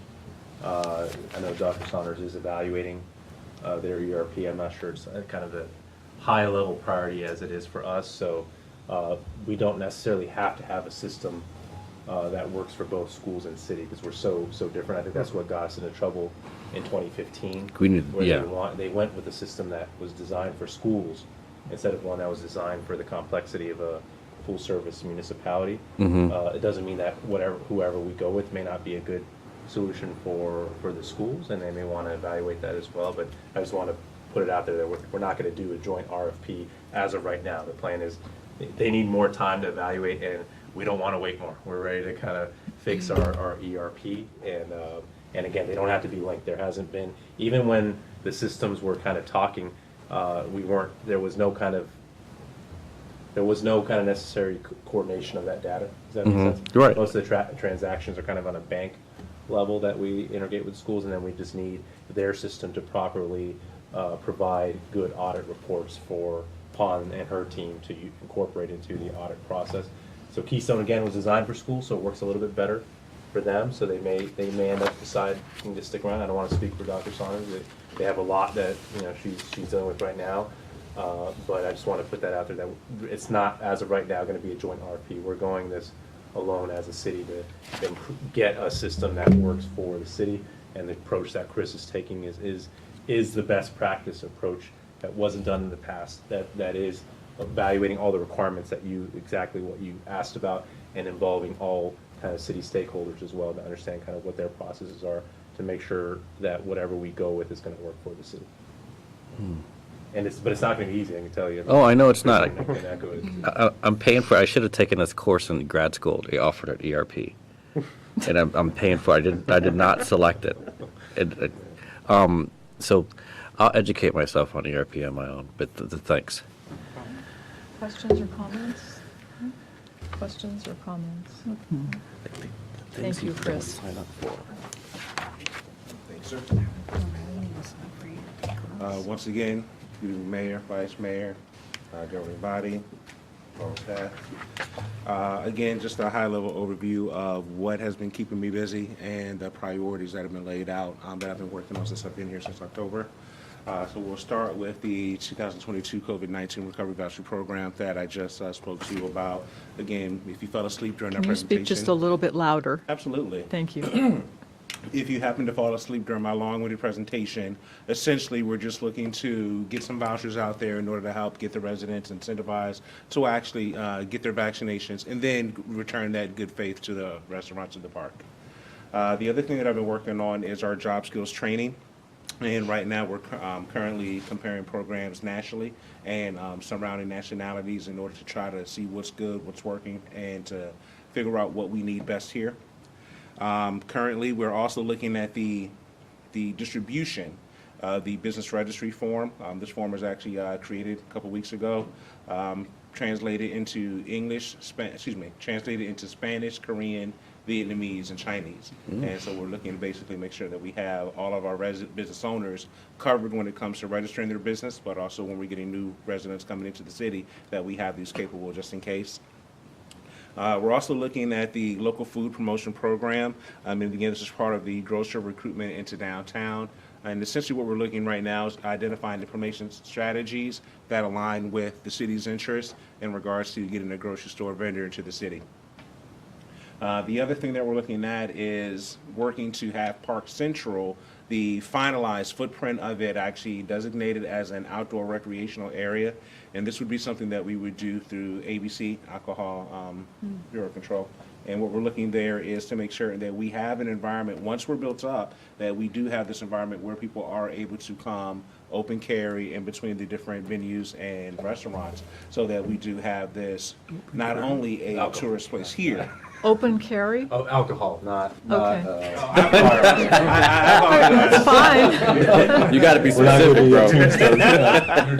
Okay, yes. A program where residents will be able to buy a cup that has a specific logo that will allow them to walk in a designated area in our downtown without having any police issues. So like if we wanted a beer garden.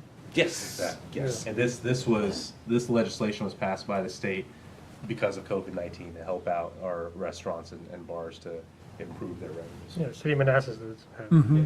You do, downtown. And that's actually who I'm working with now, Historic Manassas, in order to get basically the ins and outs on how we can also do that here. The other thing that I've been doing is working with the Manassas Park EDA in regards of first introducing myself, but understanding exactly what goals we're looking to accomplish. So for an example, right now, really looking to get a website kind of up and running, bringing them up to speed on some of the developments that we have downtown. So that's kind of where we're at right now. Just to touch on that point too, the benefit of an EDA website is they're allowed to actually promote businesses, whereas that's because of First Amendment issues. We're not necessarily now. Lamar and I are staff members of the EDA as well, so it's kind of the same people doing it, but it's a different board approving it. That makes sense. So we are all familiar with the research that's currently being done in regards to try to obtain an outdoor screen for Park Central. So currently obtained 8mm quotes. And the 8mm that we're looking on right now is just based on the demo that Power Play did. It does appear that 8mm would be the best distance for us, so that's why we're looking at that one. We're currently working with vendors to go ahead and get them out to do site visits. So Stewart and Power Play have already came out. I've spoken with Mega LED, and March 11th, their CTO is supposed to be coming out. We're still waiting to hear from Clear Communications and Genoptics as well. And originally, One Loudon's, Honest Communication, the provider at 1 Loudoun, was originally on this list, but they've indicated they may not be interested in actually participating. But I'm just, I appreciate what they've done. They do have good work and a good record, so I'd like to bring them back. But as of now, these are the vendors we're looking at. As you know, we have finished this awesome part where we now have branding, not only for Park Central, but for the city. So phase 1 was essentially, number 1, getting it created, which we have done. Now that we have it created, it's a matter of implementing it. So the second stage of phase 1 is basically working to get it implemented into the downtown Park Central area. The streets, the tactical urbanism, the signs, and things of that nature. Once we have that established, then we'd like to branch out along Manassas Drive, or whatever we will rename this very long street that runs through our, lovely town, city. And once we do that, we're going to look at the different wayfindings and ways to try to make sure that people know that, you are in Manassas Park when you're here. Once we do that, then we'll go ahead and start working to incorporate throughout the rest of the city to see exactly how can we best, make certain that we are taking this brand and utilizing it the best way we can. So this one is actually kind of stringed down with helping the city manager with logistical elements. That actually encompasses a lot of things. That encompasses following up with the liaisons that we work with, making certain that we have documents, basically in the process of being formalized, and, kind of just making certain that where he is not, I am. So as of now, it's really a lot of focus on these ARPA-funded programs, possible things like working to decide, do we need incentives in order to try to get tenants down here? Can we stay away from them and, attract them on the strength of the merit of the development? So that's how we're looking at that right now. Partnering with Steve in regards to doing the actual wayfinding program, explicitly and including the Manassas Park digital monument sign that we want to do. But in regards, like I said, with that, it's basically just figuring out who we want to work with, what type of signs do we want to have, where do we want to have them placed, what do they look like. And currently, through the manufacturers and vendors that I'm speaking with now, again, Honest Communication, previously I mentioned from Loudoun, 1 Loudoun, and then another place called SUFA, who does electric signs, which is a really, really amazing concept, and I think it could actually be, something really nice. Now we get to the juicy meat. So what we have come to find when we look at our unemployment rates, and just to clarify what you're looking at here, so we're starting with December, using December numbers because for each year they have December numbers. The latest one we have is December 2001, but we're also spotlighting April 2020, which was the highlight of the unemployment in the particular regional area. So as COVID, so the April 2020 was the peak. Unemployment rate for COVID-19, that COVID-19 spike. Yes, unemployment caused by COVID. So what we're actually looking at, and then on the end, we're basically showing, number 1, where we were pre-COVID, and then that increased the rate up to the peak of COVID, and then also kind of where we're trending at now. So when you actually look at the numbers and they all add up, it shows us that comparative to our region and comparative to the state, we are actually faring much better than they are because we're actually closer to where we started. And so as we work to continue that trend, we're looking to try to figure out how we can, increase programs in order to get more residents actively looking for work. Because just to clarify, when we're looking at this, we also want to look at the labor force participation trend. And so the labor force participation includes everyone that's looking for work, that has a job, but then everyone that's not employed that's still looking for work as well. And so we actually see a few different, as it's come down from the 2012 to 2013, we see that we've kind of leveled off through this particular COVID period. But what we're really looking to do is to try to figure out a way to go ahead and get back to that 2012 number. But again, the end result is, again, we are faring better than the nation, and we're also faring better than the state, where we've only had a 1% change in the past 4 or 5 years. This next slide really just clarifies more information that I was just going over.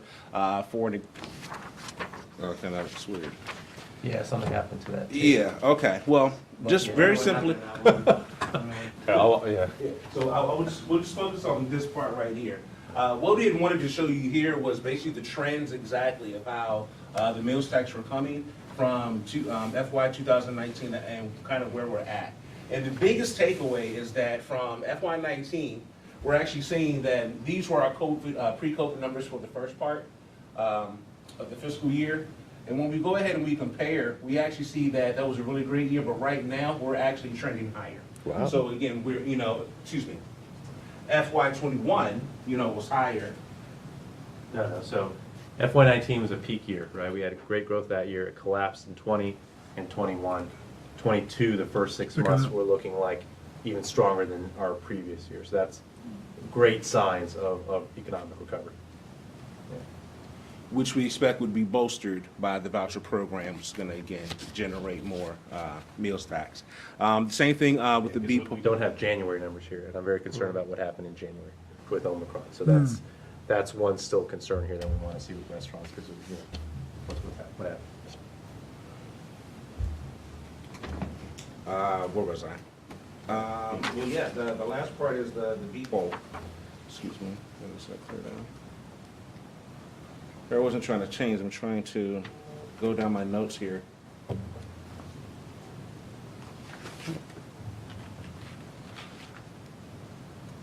I guess the takeaway for this slide for B poll is Yeah. we didn't see an impact on most of our businesses during COVID except for restaurants. Those were the ones that took the big hit. So the industrial. So you can see the data for B poll. We really didn't see a dip. Same thing with sales tax.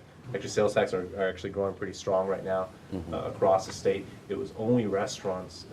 We don't have hotels or movie theaters, yet, right? They took a big hit statewide, but restaurants were the ones who really took a big hit. But there's signs that we're starting to recover there, so that's good news. But we did want to share with you the B-poll data as well. We also have a lot of businesses that had less than mandated for mask mandates, for vaccine mandates and things of that nature. So that is another reason why we were faring better than our counterparts. And we go down. Thank you, Lamar. I have a question. I'm sorry. I'm so sorry. We might have some questions, so hang on. I apologize. Could you reiterate again on slide 7 what the numbers represent, 2.9, 2.5, et cetera, et cetera? Yes, that's the unemployment rates. For what? Oh, yeah, so prior to the pandemic, the strongest kind of growth economic year was 2019, right? All of our numbers were up, we were looking great. Our unemployment rate was only 1.8%, right? Oh, for the percent, city. okay. Yeah, 1.8% for the It's entire not, city. it's not 1.8 per thousand or per 10,000? No, it's 1.8%, so yeah, I Okay. apologize for that. The Okay. unemployment rate's always in percent, so Okay. it skyrocketed to 11.9. So we were actually the lowest. We got down to the lowest. You can see before that we weren't the lowest, right? We were kind of averaging. We got down to the lowest. We had a strong economy, and then we took the biggest hit during COVID-19 compared to our neighbors, but we were rebounding a lot quicker as well, and we're back now down to towards the bottom levels of unemployment. No, I just wanted to know how to read the numbers. Yeah, just percentage. Percent, Yeah. okay, thank you. I apologize. Are there any comments or questions for Lamar? Yes. go This ahead. is good to know. Thank you for your presentation overall, but this is really good to know. So we know that if our citizens are hit really hard of unemployment, that we may need to, let them know about our assistance programs that are there to help them pay their utilities or what have you, their rent. Just So to thank point you. out, another part of the reason why our numbers look significantly higher is just in regards to the number of businesses that we have here in regards to other businesses, the number of businesses in Preschool and Manassas. So if we were compared to, then our number would be much lower. Okay. Do you have a follow-up, Preston? Oh, no. Okay. Thanks. Okay, Yessie? No? Okay. No. Questions or comments? No? Okay, thank you, Lamar. you. Appreciate it. Thank you.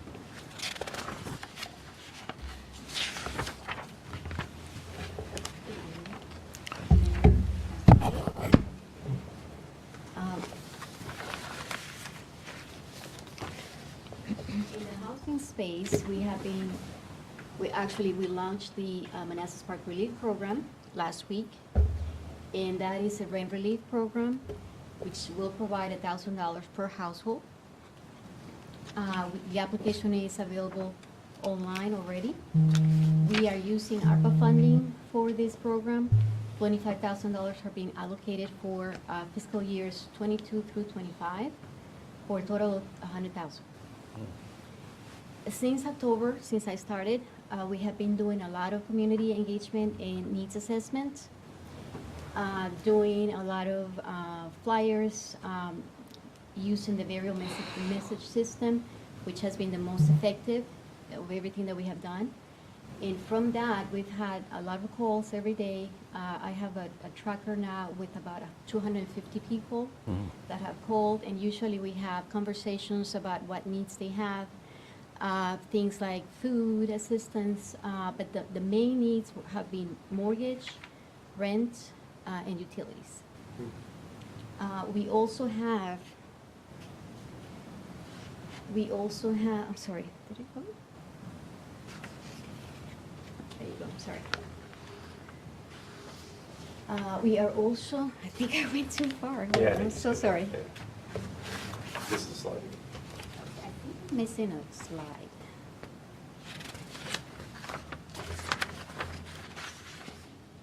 Okay, so we compile also a list of resources in the community so that we can leverage the resources that are already there from nonprofits and partnerships with Prince William, with Manassas City. This list has information about the Mortgage Relief Program, which is a state program that we want residents to know and to take advantage of.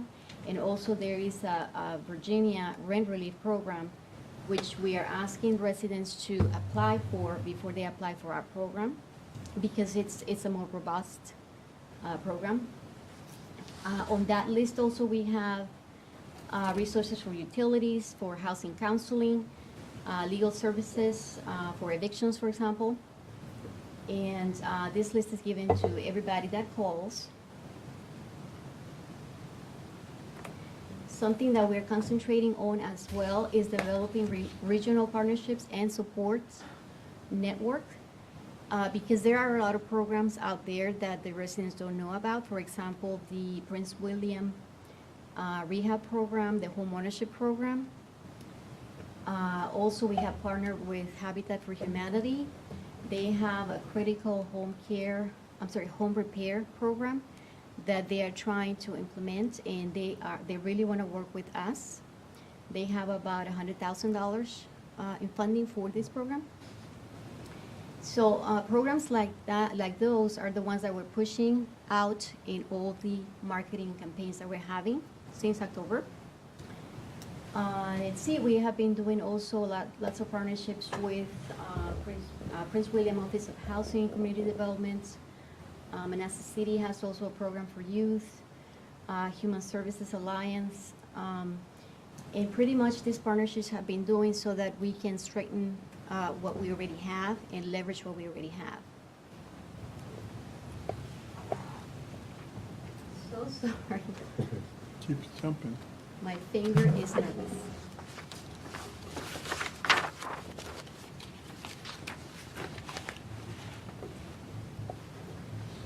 Okay, so we already have also some long-term goals. We are looking for grant opportunities for development in housing and community impact projects, sidewalk projects. We have been working with People Inc. and Virginia Housing in evaluating these programs. And also we are working on a housing study, which we're doing an inventory of the housing stock in Manassas Park. Also an affordability analysis in order to identify needs and gaps, and then from that, develop an affordable housing strategy. So we're going from the ground, talking to the residents, and also on the high level, looking for grants. Okay. Do you have any questions? Okay, thank you. Thank you. Any comments or questions? Comments or questions?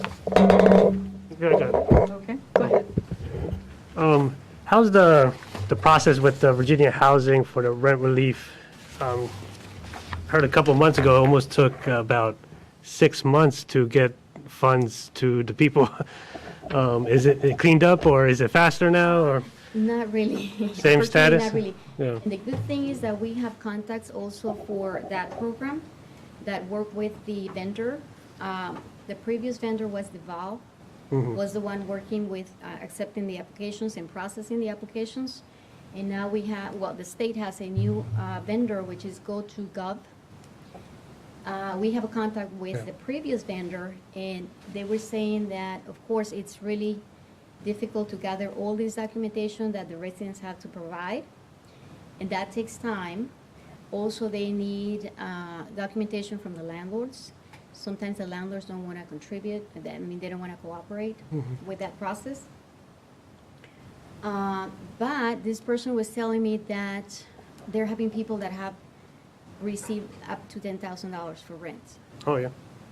Yes. Yeah, The other burn. thing that I learned from that conversation with this person is that the landlords, once they apply together with the tenant, they sign this contract saying that they are not going to evict the tenants and that they're going to wait for the process.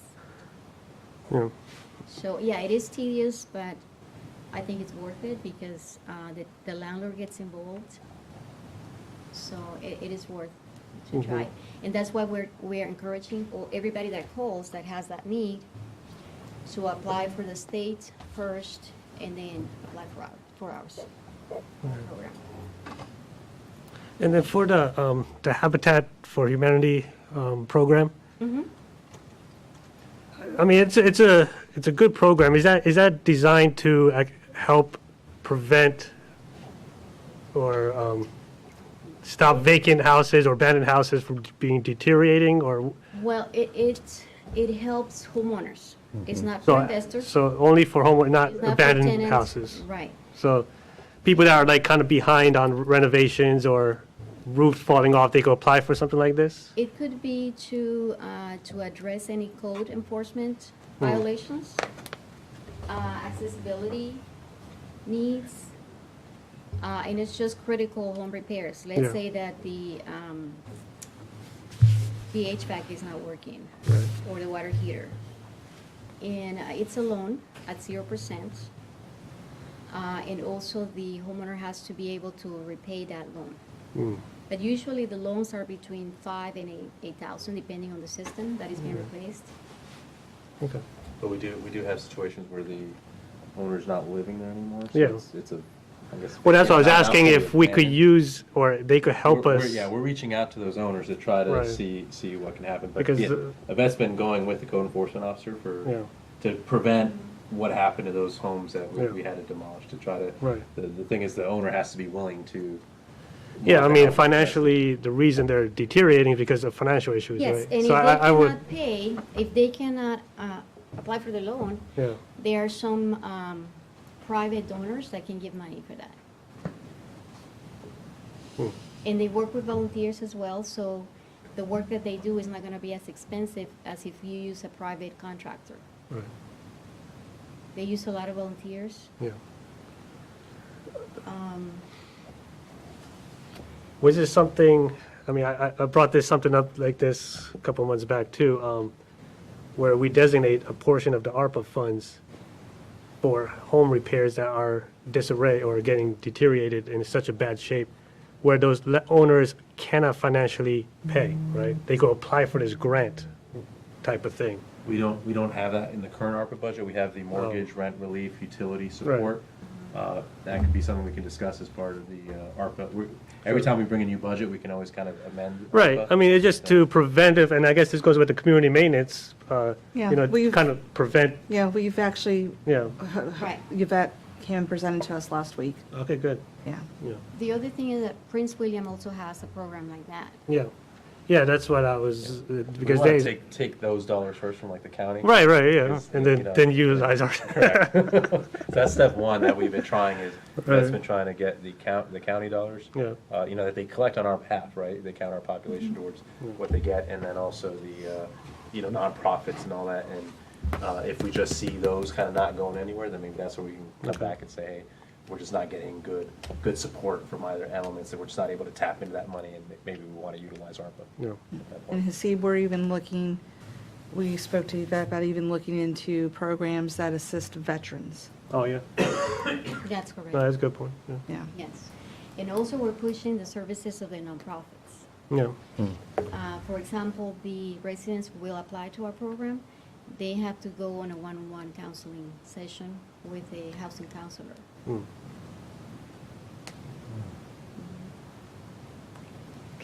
Any other questions, comments? Okay. Thank you very much. Thank you.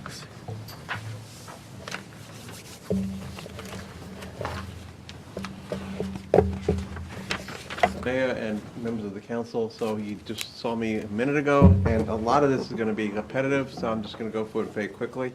I don't want to bore you, and it's getting late. I did want to mention that we have been managing our COVID-19 response. We have a PPE program in the city, and there's a list of what we currently have here in this building.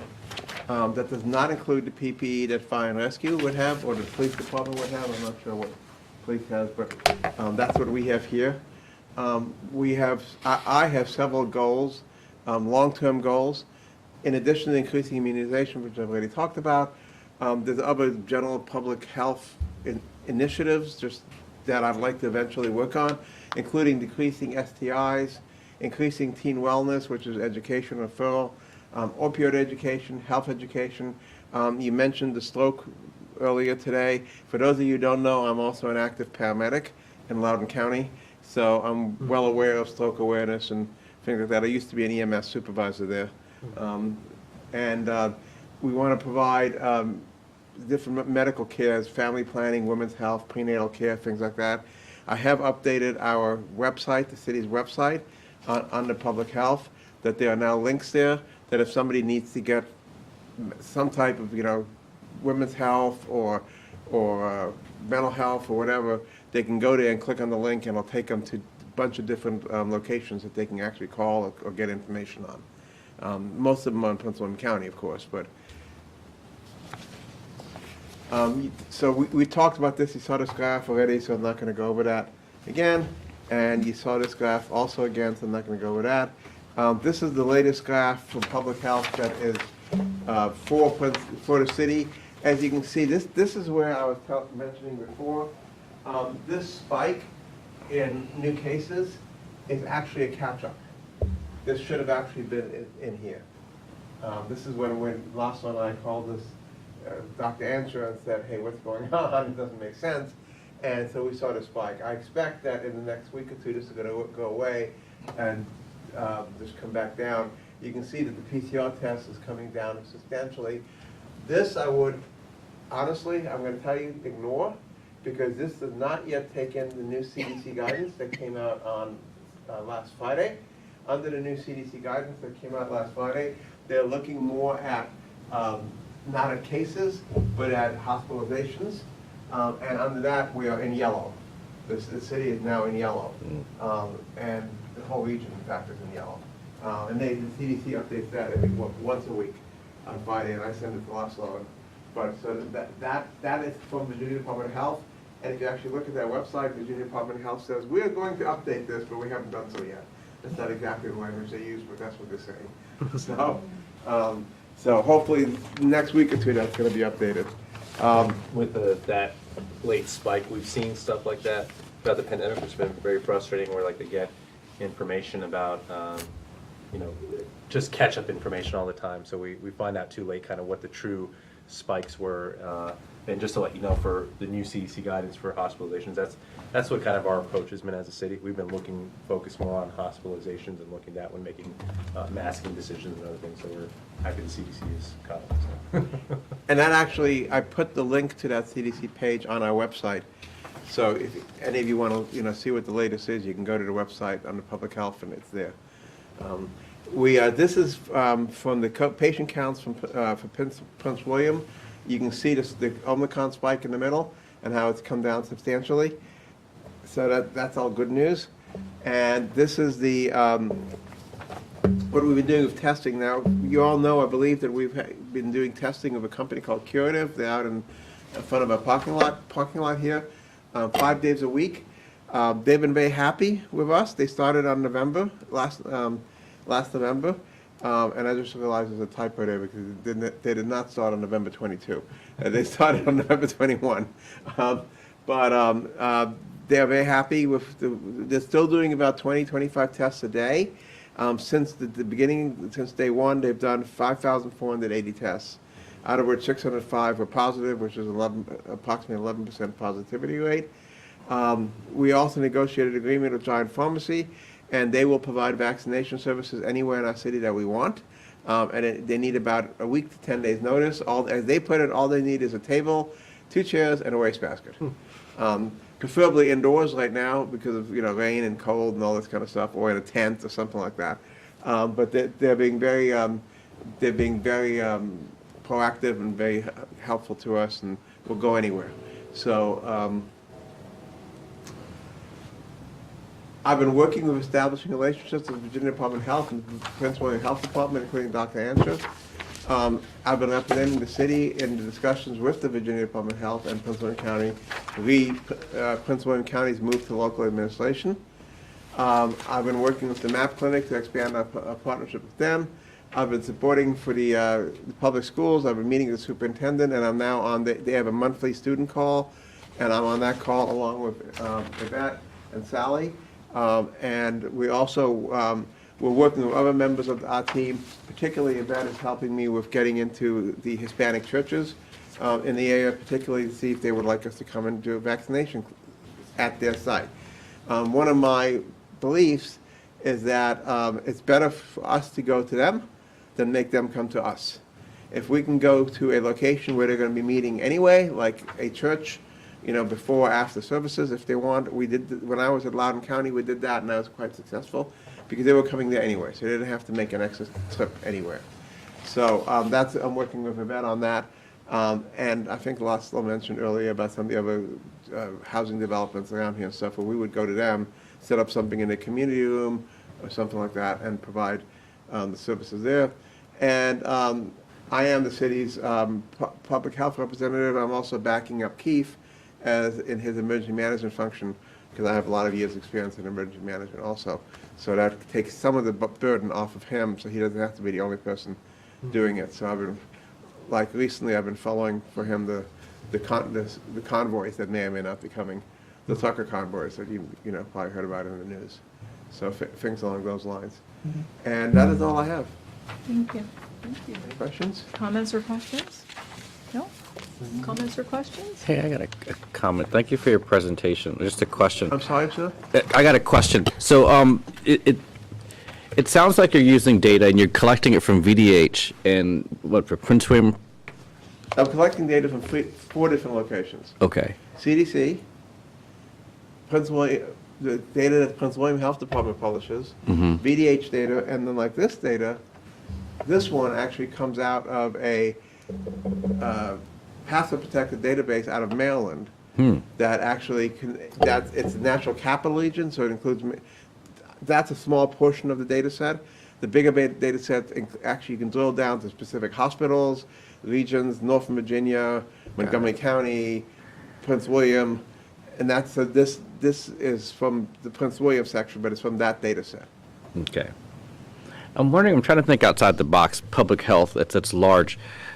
I used to attend some presentation by a Prince William hospital, and for instance, like coming up with data on the top frequent reasons for ER visits would be helpful for our residents, I would think, especially. I fully agree. I would have. Especially when you find out what's the top reasons are, what they're going for. So we have been having some issues, I'll be very frank here, about getting that granular data, particularly about hospitalizations, because we are not a health department.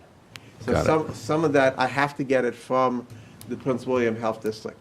They have access to certain programs, such as there's one called Essence, which is basically tracks hospitalizations, and I don't have access to that. Okay. So I have to go through Prince William Health Department in order to get access, not to that program, but I have to ask for specific data. Right, or even, But I completely agree with you. I mean, that's Right. critical data. And even knowing that the time and the days of the week that are the most frequent for ER visits, that's alarming to find out. So you know that, okay, if you've got an emergency, this is why you're going to have such a long wait, because it's a Wednesday evening. Right. That's the busiest time at the ER. So some of this particular database does provide not only COVID, but it provides like number of ICU beds available, Right. number of hospital beds available, and it does drill down to a particular hospital. So I can get that, but what it from this particular database. But what I cannot get is the graph of the hospital, you know, what are the top 5 diseases at a particular hospital and when is the trend? I can get it, but I have to get it through Pennsylvania Health System. Okay, got it. Thanks.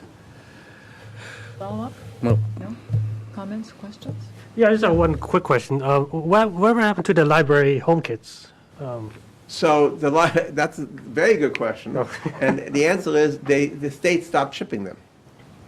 And I checked with the library staff last week, and they basically, what they're getting from the state is, we'll let you know when we're starting the shipping again. So but you may know, as you may know, the government had a program where anybody could go online and order 4 home kits, which I did, and I got mine. Yeah. And I did it for all my friends too. But the library program, I don't know why, but the state stopped shipping them. And we got, I think, 72 right last time, I believe, the first time, and gave it out, but we haven't gotten any since then. Any other questions or comments? Thank you very much. Thank you. All right. Good evening, Mayor and members of the governing body. I'm here to speak with you a little bit about what I have been doing in terms of mental health. Again, my name is Sally Starr, the Mental Health Program Coordinator for the city. Can you speak a little louder, please? Yes, I apologize. I have a soft voice. All right, so a little bit about what I've been focused on is community engagement, prevention, and promotion. So we've been I've been conducting some outreach and response tracking. So I did send out a survey for the all full-time and part-time employees for the city of Manassas Park to identify mental health kind of viewpoints and opinions. I currently am analyzing that data, so I will hopefully be able to present you with some of that feedback in the future. In the near future, we do have a few mental health events in our community to help with that prevention and promotion. So the first 2 that I'll mention are going to be an ongoing monthly event hosted at the library. It will also be streamed virtually. The session will be recorded and be made available on our website. For March, we have on March 8th and March 29th. One is during lunchtime, 12:30, and one's in the evening. For March's topics, we'll be discussing stress and isolation as a result of COVID. So we'll go over some mental health coping skills, some signs and symptoms. That's available to the community and to staff. I've also joined several community coalitions, one of which is the Prevention Coalition. So we'll be working very closely for National Take Back Day, which is April 30th, and that's for the safe disposal of prescription drugs in our community. While we do have a drop box at the police department, it has been found that that can sometimes bring some hesitance in wanting to drop your illegal substances at a certain location. Yeah. So this just provides a little bit more access for our community residents to come in. I've been coordinating with the city departments. I've had the opportunity to train the supervisors at the police department, the fire department, and Parks and Recreation on mental health awareness and symptoms, how to respond if one of your team members comes to you and discloses a mental health symptom, and resources available as well. I'm also available for one-on-one consultations for employees and residents. A consultation is different than counseling in the sense that I am not setting up an ongoing therapeutic relationship. When you set up that ongoing therapeutic relationship, that's when we have to get into our legal forms and working under my license and everything like that. Whereas with a consultation, I can do a brief assessment of the needs and then link with appropriate resources and make those appropriate referrals. Is that a confidential session? That's correct. It's confidential. It's available for employees and residents as well. There is a form that's live on our website on the mental health page that can be filled out, or I can be contacted via phone. I'm able to go in the community and meet someone in their home, do it virtually, whatever's easiest for them. It's free? It's completely free, yes. As Francis mentioned, we're part of the student support group with the school. We will be focusing on an event in May 12th. We're going to do a health and wellness resource fair. Our goal is to get many different agencies that serve Manassas Park, ranging from mental health to nutrition, disability services, transportation, to come in and really share with our residents what's available to them. Again, that will be May 12th. The goal is to host it at the Manassas Park Middle School Gymnasium. I have been working with the library, Holly over at the library. We will be implementing a mental health resource corner once we move to the new locations. What that will look like is having operating hours of the library, accessible station with an iPad that residents can access a mental health screen. What this screen does is it's an annual screen and identifies if you're experiencing symptoms. Again, it is confidential. It does not ask for any PHI, protected health information. It will then send you via email kind of your results and suggested resources as well. Along in that section, we're also going to have some printed materials. I've been coordinating with different agencies in our region who have mailed me different materials, and we'll plan to keep that kind of stocked for our residents. Again, these are some of the agencies that I have been partnering with. I had the opportunity to meet with our EAP, learn a little bit more about how they can support our employees. As I mentioned, the Prevention Coalition, as well as the Trauma Informed Care Network. These are all local agencies and local coalitions where we're really able to network, share resources, and identify how we can all work together to support our residents. I'm also working with David to monitor any upcoming grants. SAMHSA is a federal entity, the Substance Abuse and Mental Health Administration. Yeah, I always read the last word, my apologies. They do have some forecasted grants in the future that are focused on mental health and substance use, so we are keeping an eye on those to see if that's something that we could utilize. And this is just kind of an overview. So as you're aware, I did start in December. I kind of took what I've been calling my learning tour, getting to know everyone, having everyone get to know me, getting to know the players. I do send out a monthly newsletter, and again, this just comes along with some mental health tips and tricks, some signs, symptom awareness. Again, the goal is prevention and promotion here. As I mentioned, we're planning that mental health resource corner. We will have one location in the library. There will also be a location in City Hall for City Hall staff as well. And it will be the same concept, just slightly different printed resources for their availability. I mentioned our community events upcoming. I'm continuing to meet with department directors to identify what needs they're seeing and how I can be of support.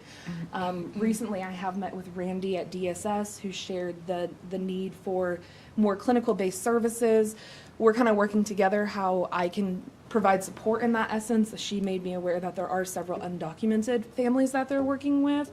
So seeing if we can find a way for me to close the gap in providing some clinical services, since I am a licensed clinician, so that they're getting the services they need while we're unable to really find someone else to provide them at this time. I'm also working on creating a really expansive resource list. It's an interactive Excel document. It will be on our website, and it really is gathering all substance use, mental health, transportation, and disability resources in one avenue. I've also kind of made a how-to guide so citizens can easily access and maneuver through it. I mentioned the consultations. To date, one resident has sought a consultation and 5 staff members have sought consultations.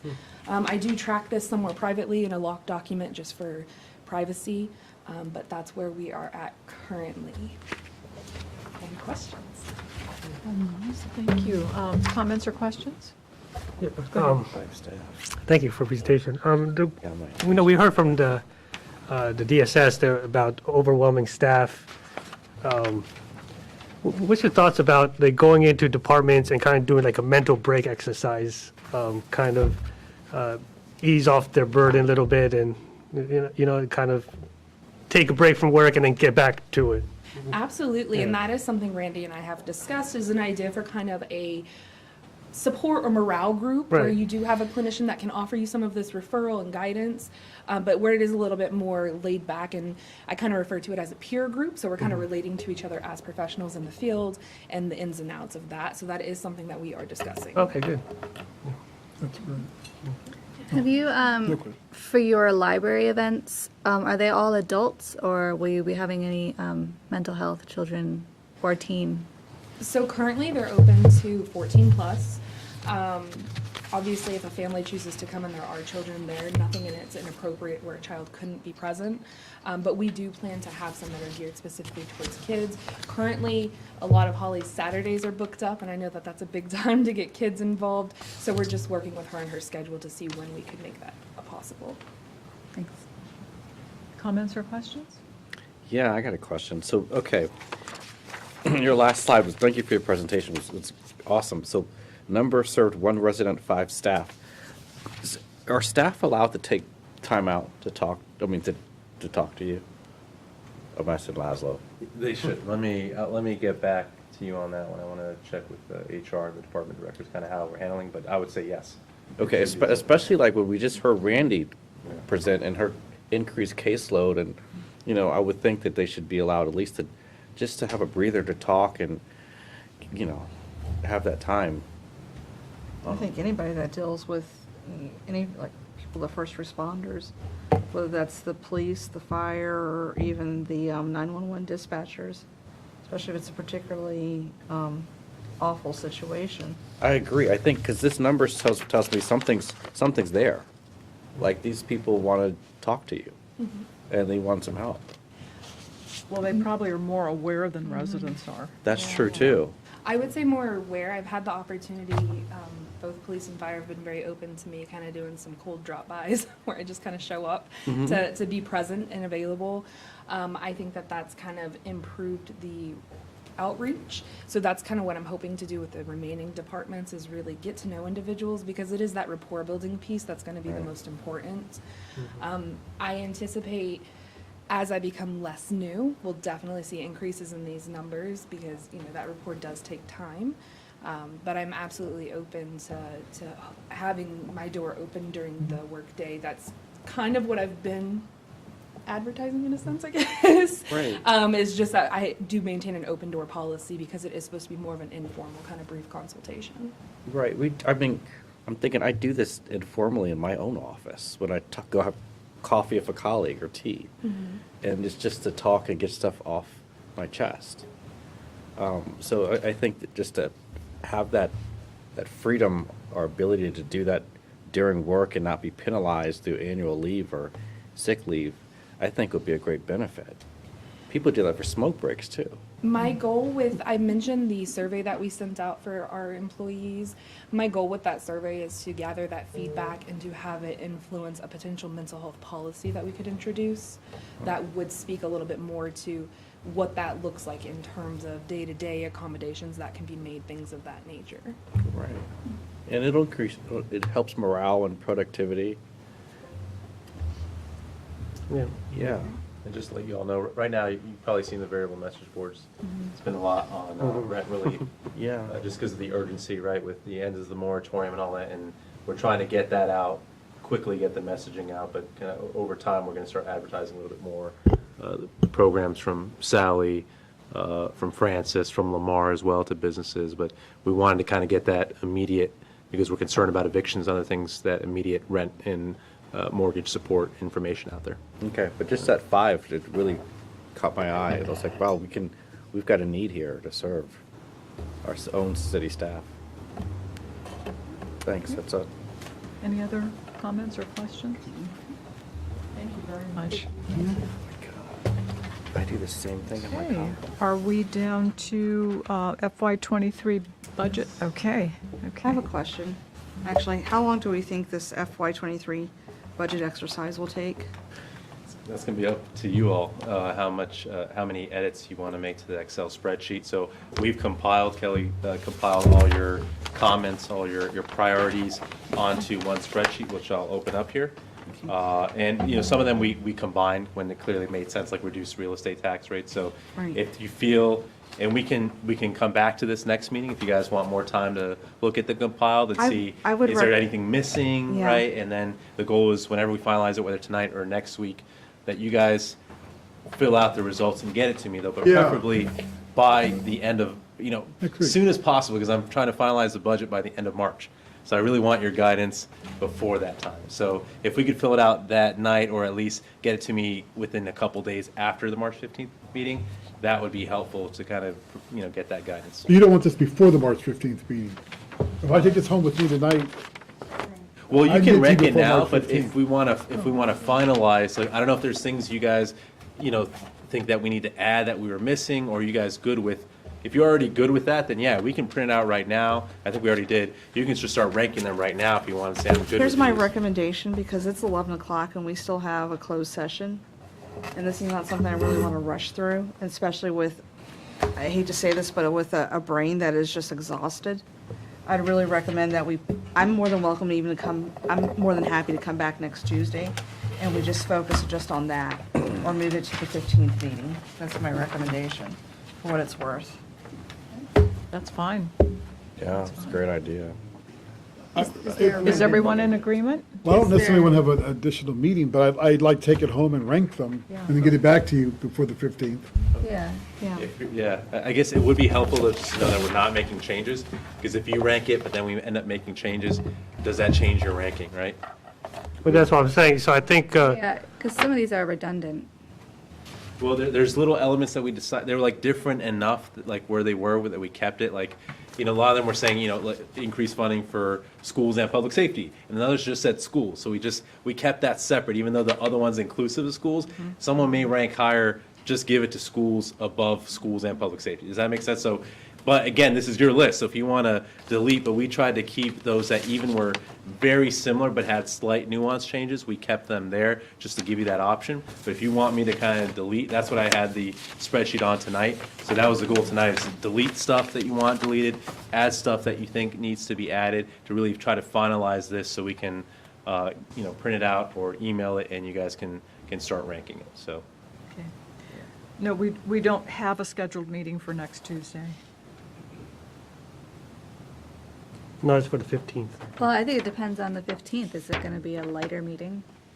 Can't I say. doubt it. Well, but Yeah. could we possibly move this, instead of having it at the very end? Because this is budgets. This is not something that we need to rush into, nor should we do with exhausted brains. So it seems to me, when it comes to budgets, this needs to be a little bit further up in the agenda, or we reduce the agenda, one of the two.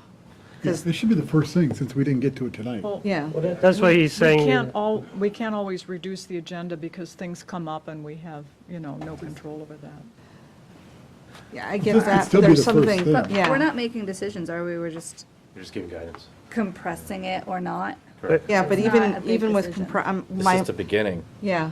Well, here, the argument is that then we're going to have a jam-packed budget session next 15th. Yeah, the meetings only get longer as budget season So goes Why not just split it up to, like, do like 30 minutes today and then let's focus? Because it's 11 o'clock at night. I mean, it's going to be midnight next week, 15th too. I can move it up, make it the first, and that's- first item, first Should be the unfinished first item. business. Yes. We can make it FY23 budget. And next week, I don't think we even have a manager report also, so I know that's taken a little bit of time over the last few Yeah, weeks the to get reports. all the departments. You mean, not next week, you mean the 15th? I mean, yeah, the 15th, my apologies. It seems like it's every week. It will be soon. Soon enough, yeah. So I can make it the first unfinished business item, so it's even Yes. before any new That's a good business. Yes, idea. please. This Yeah, way I we're know. doing it with fresh brains and we're not, we're not rushing through it. We're actually doing it with the time and attention that it deserves. Can we look this over and email Laszlo and tell him what we would like to add? Yeah, that would be. That'd be helpful, then we could just Or add it, and then we compress. can discuss it that Yeah. night. Like I see the ERP is still in red. Yeah, I got your email later, but so I Okay. can unread it. Okay. Yeah. I'm not sure we could edit unless we're together as a group. I mean, I may say we'll take off Like a, what like, Laura wrote and what, I mean, we can't necessarily edit. Can't edit, but He I can think add. He We can could add. color code. We could add. Yeah. And if you want something taken off, he can color code it and we can discuss it on the 15th. or put a note in there. But I honestly didn't see anything we'd want to take away. I mean, I don't either. this is not as long I as don't some think we years should take past. anything This is away. actually quite short. I just don't know what the. Yeah. It's shorter than difference the is. last few years. Yeah, right? yeah. So is that acceptable? Yeah, if we Yes. put it, Okay. yes. Okay. We can work on it in the meantime and we put it up as one of the first unfinished items. Okay, so then now we can go into closed session. Okay, is everyone in agreement? Okay, But we're not meeting next week. We're gonna I beg do your it- pardon? We're gonna do it on the 15th, right? yes, Can I yes. ask you one quick question? But we email you. Okay, yeah. Yes. So I understand. The ERP, which is in red, because we didn't have it, Right. that's something we voted on. That's something we're going to RFP at the end of the month. Isn't that a done deal? Or Yeah, are we that's what still, are we That's still what I talking didn't about have doing it. it again? It's in the FY23 budget, so yes, it's in the future years' budgets. But I think some of these things are, like cutting the tax rates, they're in the future year budgets, right? But it's kind of what is your priority, right? Because you can say ERP is no longer a priority, so don't do ERP next year in FY23, shift those ARPA funds for other things, right? Until you have it in the appropriations and actually contract, you guys can change what you Didn't want we to hire a do. consultant to write the RFP for us? The RFP, but the actual ERP implementation, so the awarding of the contract for the new ERP vendor and the implementation of that. Doesn't that document become stale after a period of time? For That what we, they- that we pay for this Oh, no, I RFP? agree. No, that's why I put ERP in there, because I still think that should be an overarching goal that we have as a city. Okay. Yeah. In But- other words, But it technically, would- you it guys would- can still say no. It Like, would we can be bring a contract forward irresponsible and you can say no. of us to let it get stale. It would, Right. Yeah. Yeah. I just, Okay. okay. But I see your point. I mean, but again, a lot of these things are already on the budget. It's, like Yeah. you know, Okay. yeah. Okay, so email Got it. Laszlo. Okay. Got it. Dean, do you want to read us into closed session? All right, I recommend the governing body go into closed meeting to consult with the city attorney about two matters pursuant to paragraph 8 of subsection 2.2-3711A of the Code of Virginia. First one is negotiations with MP Cinema Realty LLC to potentially amend the purchase and sale agreement for approximately 1.60854 acres of the current city hall, and two, negotiations for an agreement on the allocation of common area maintenance costs for the downtown plaza area between the city and the tenants in the downtown commercial buildings. Second. All in favor? Aye. Opposed, abstained, motion carries. We're in closed session. We'll take a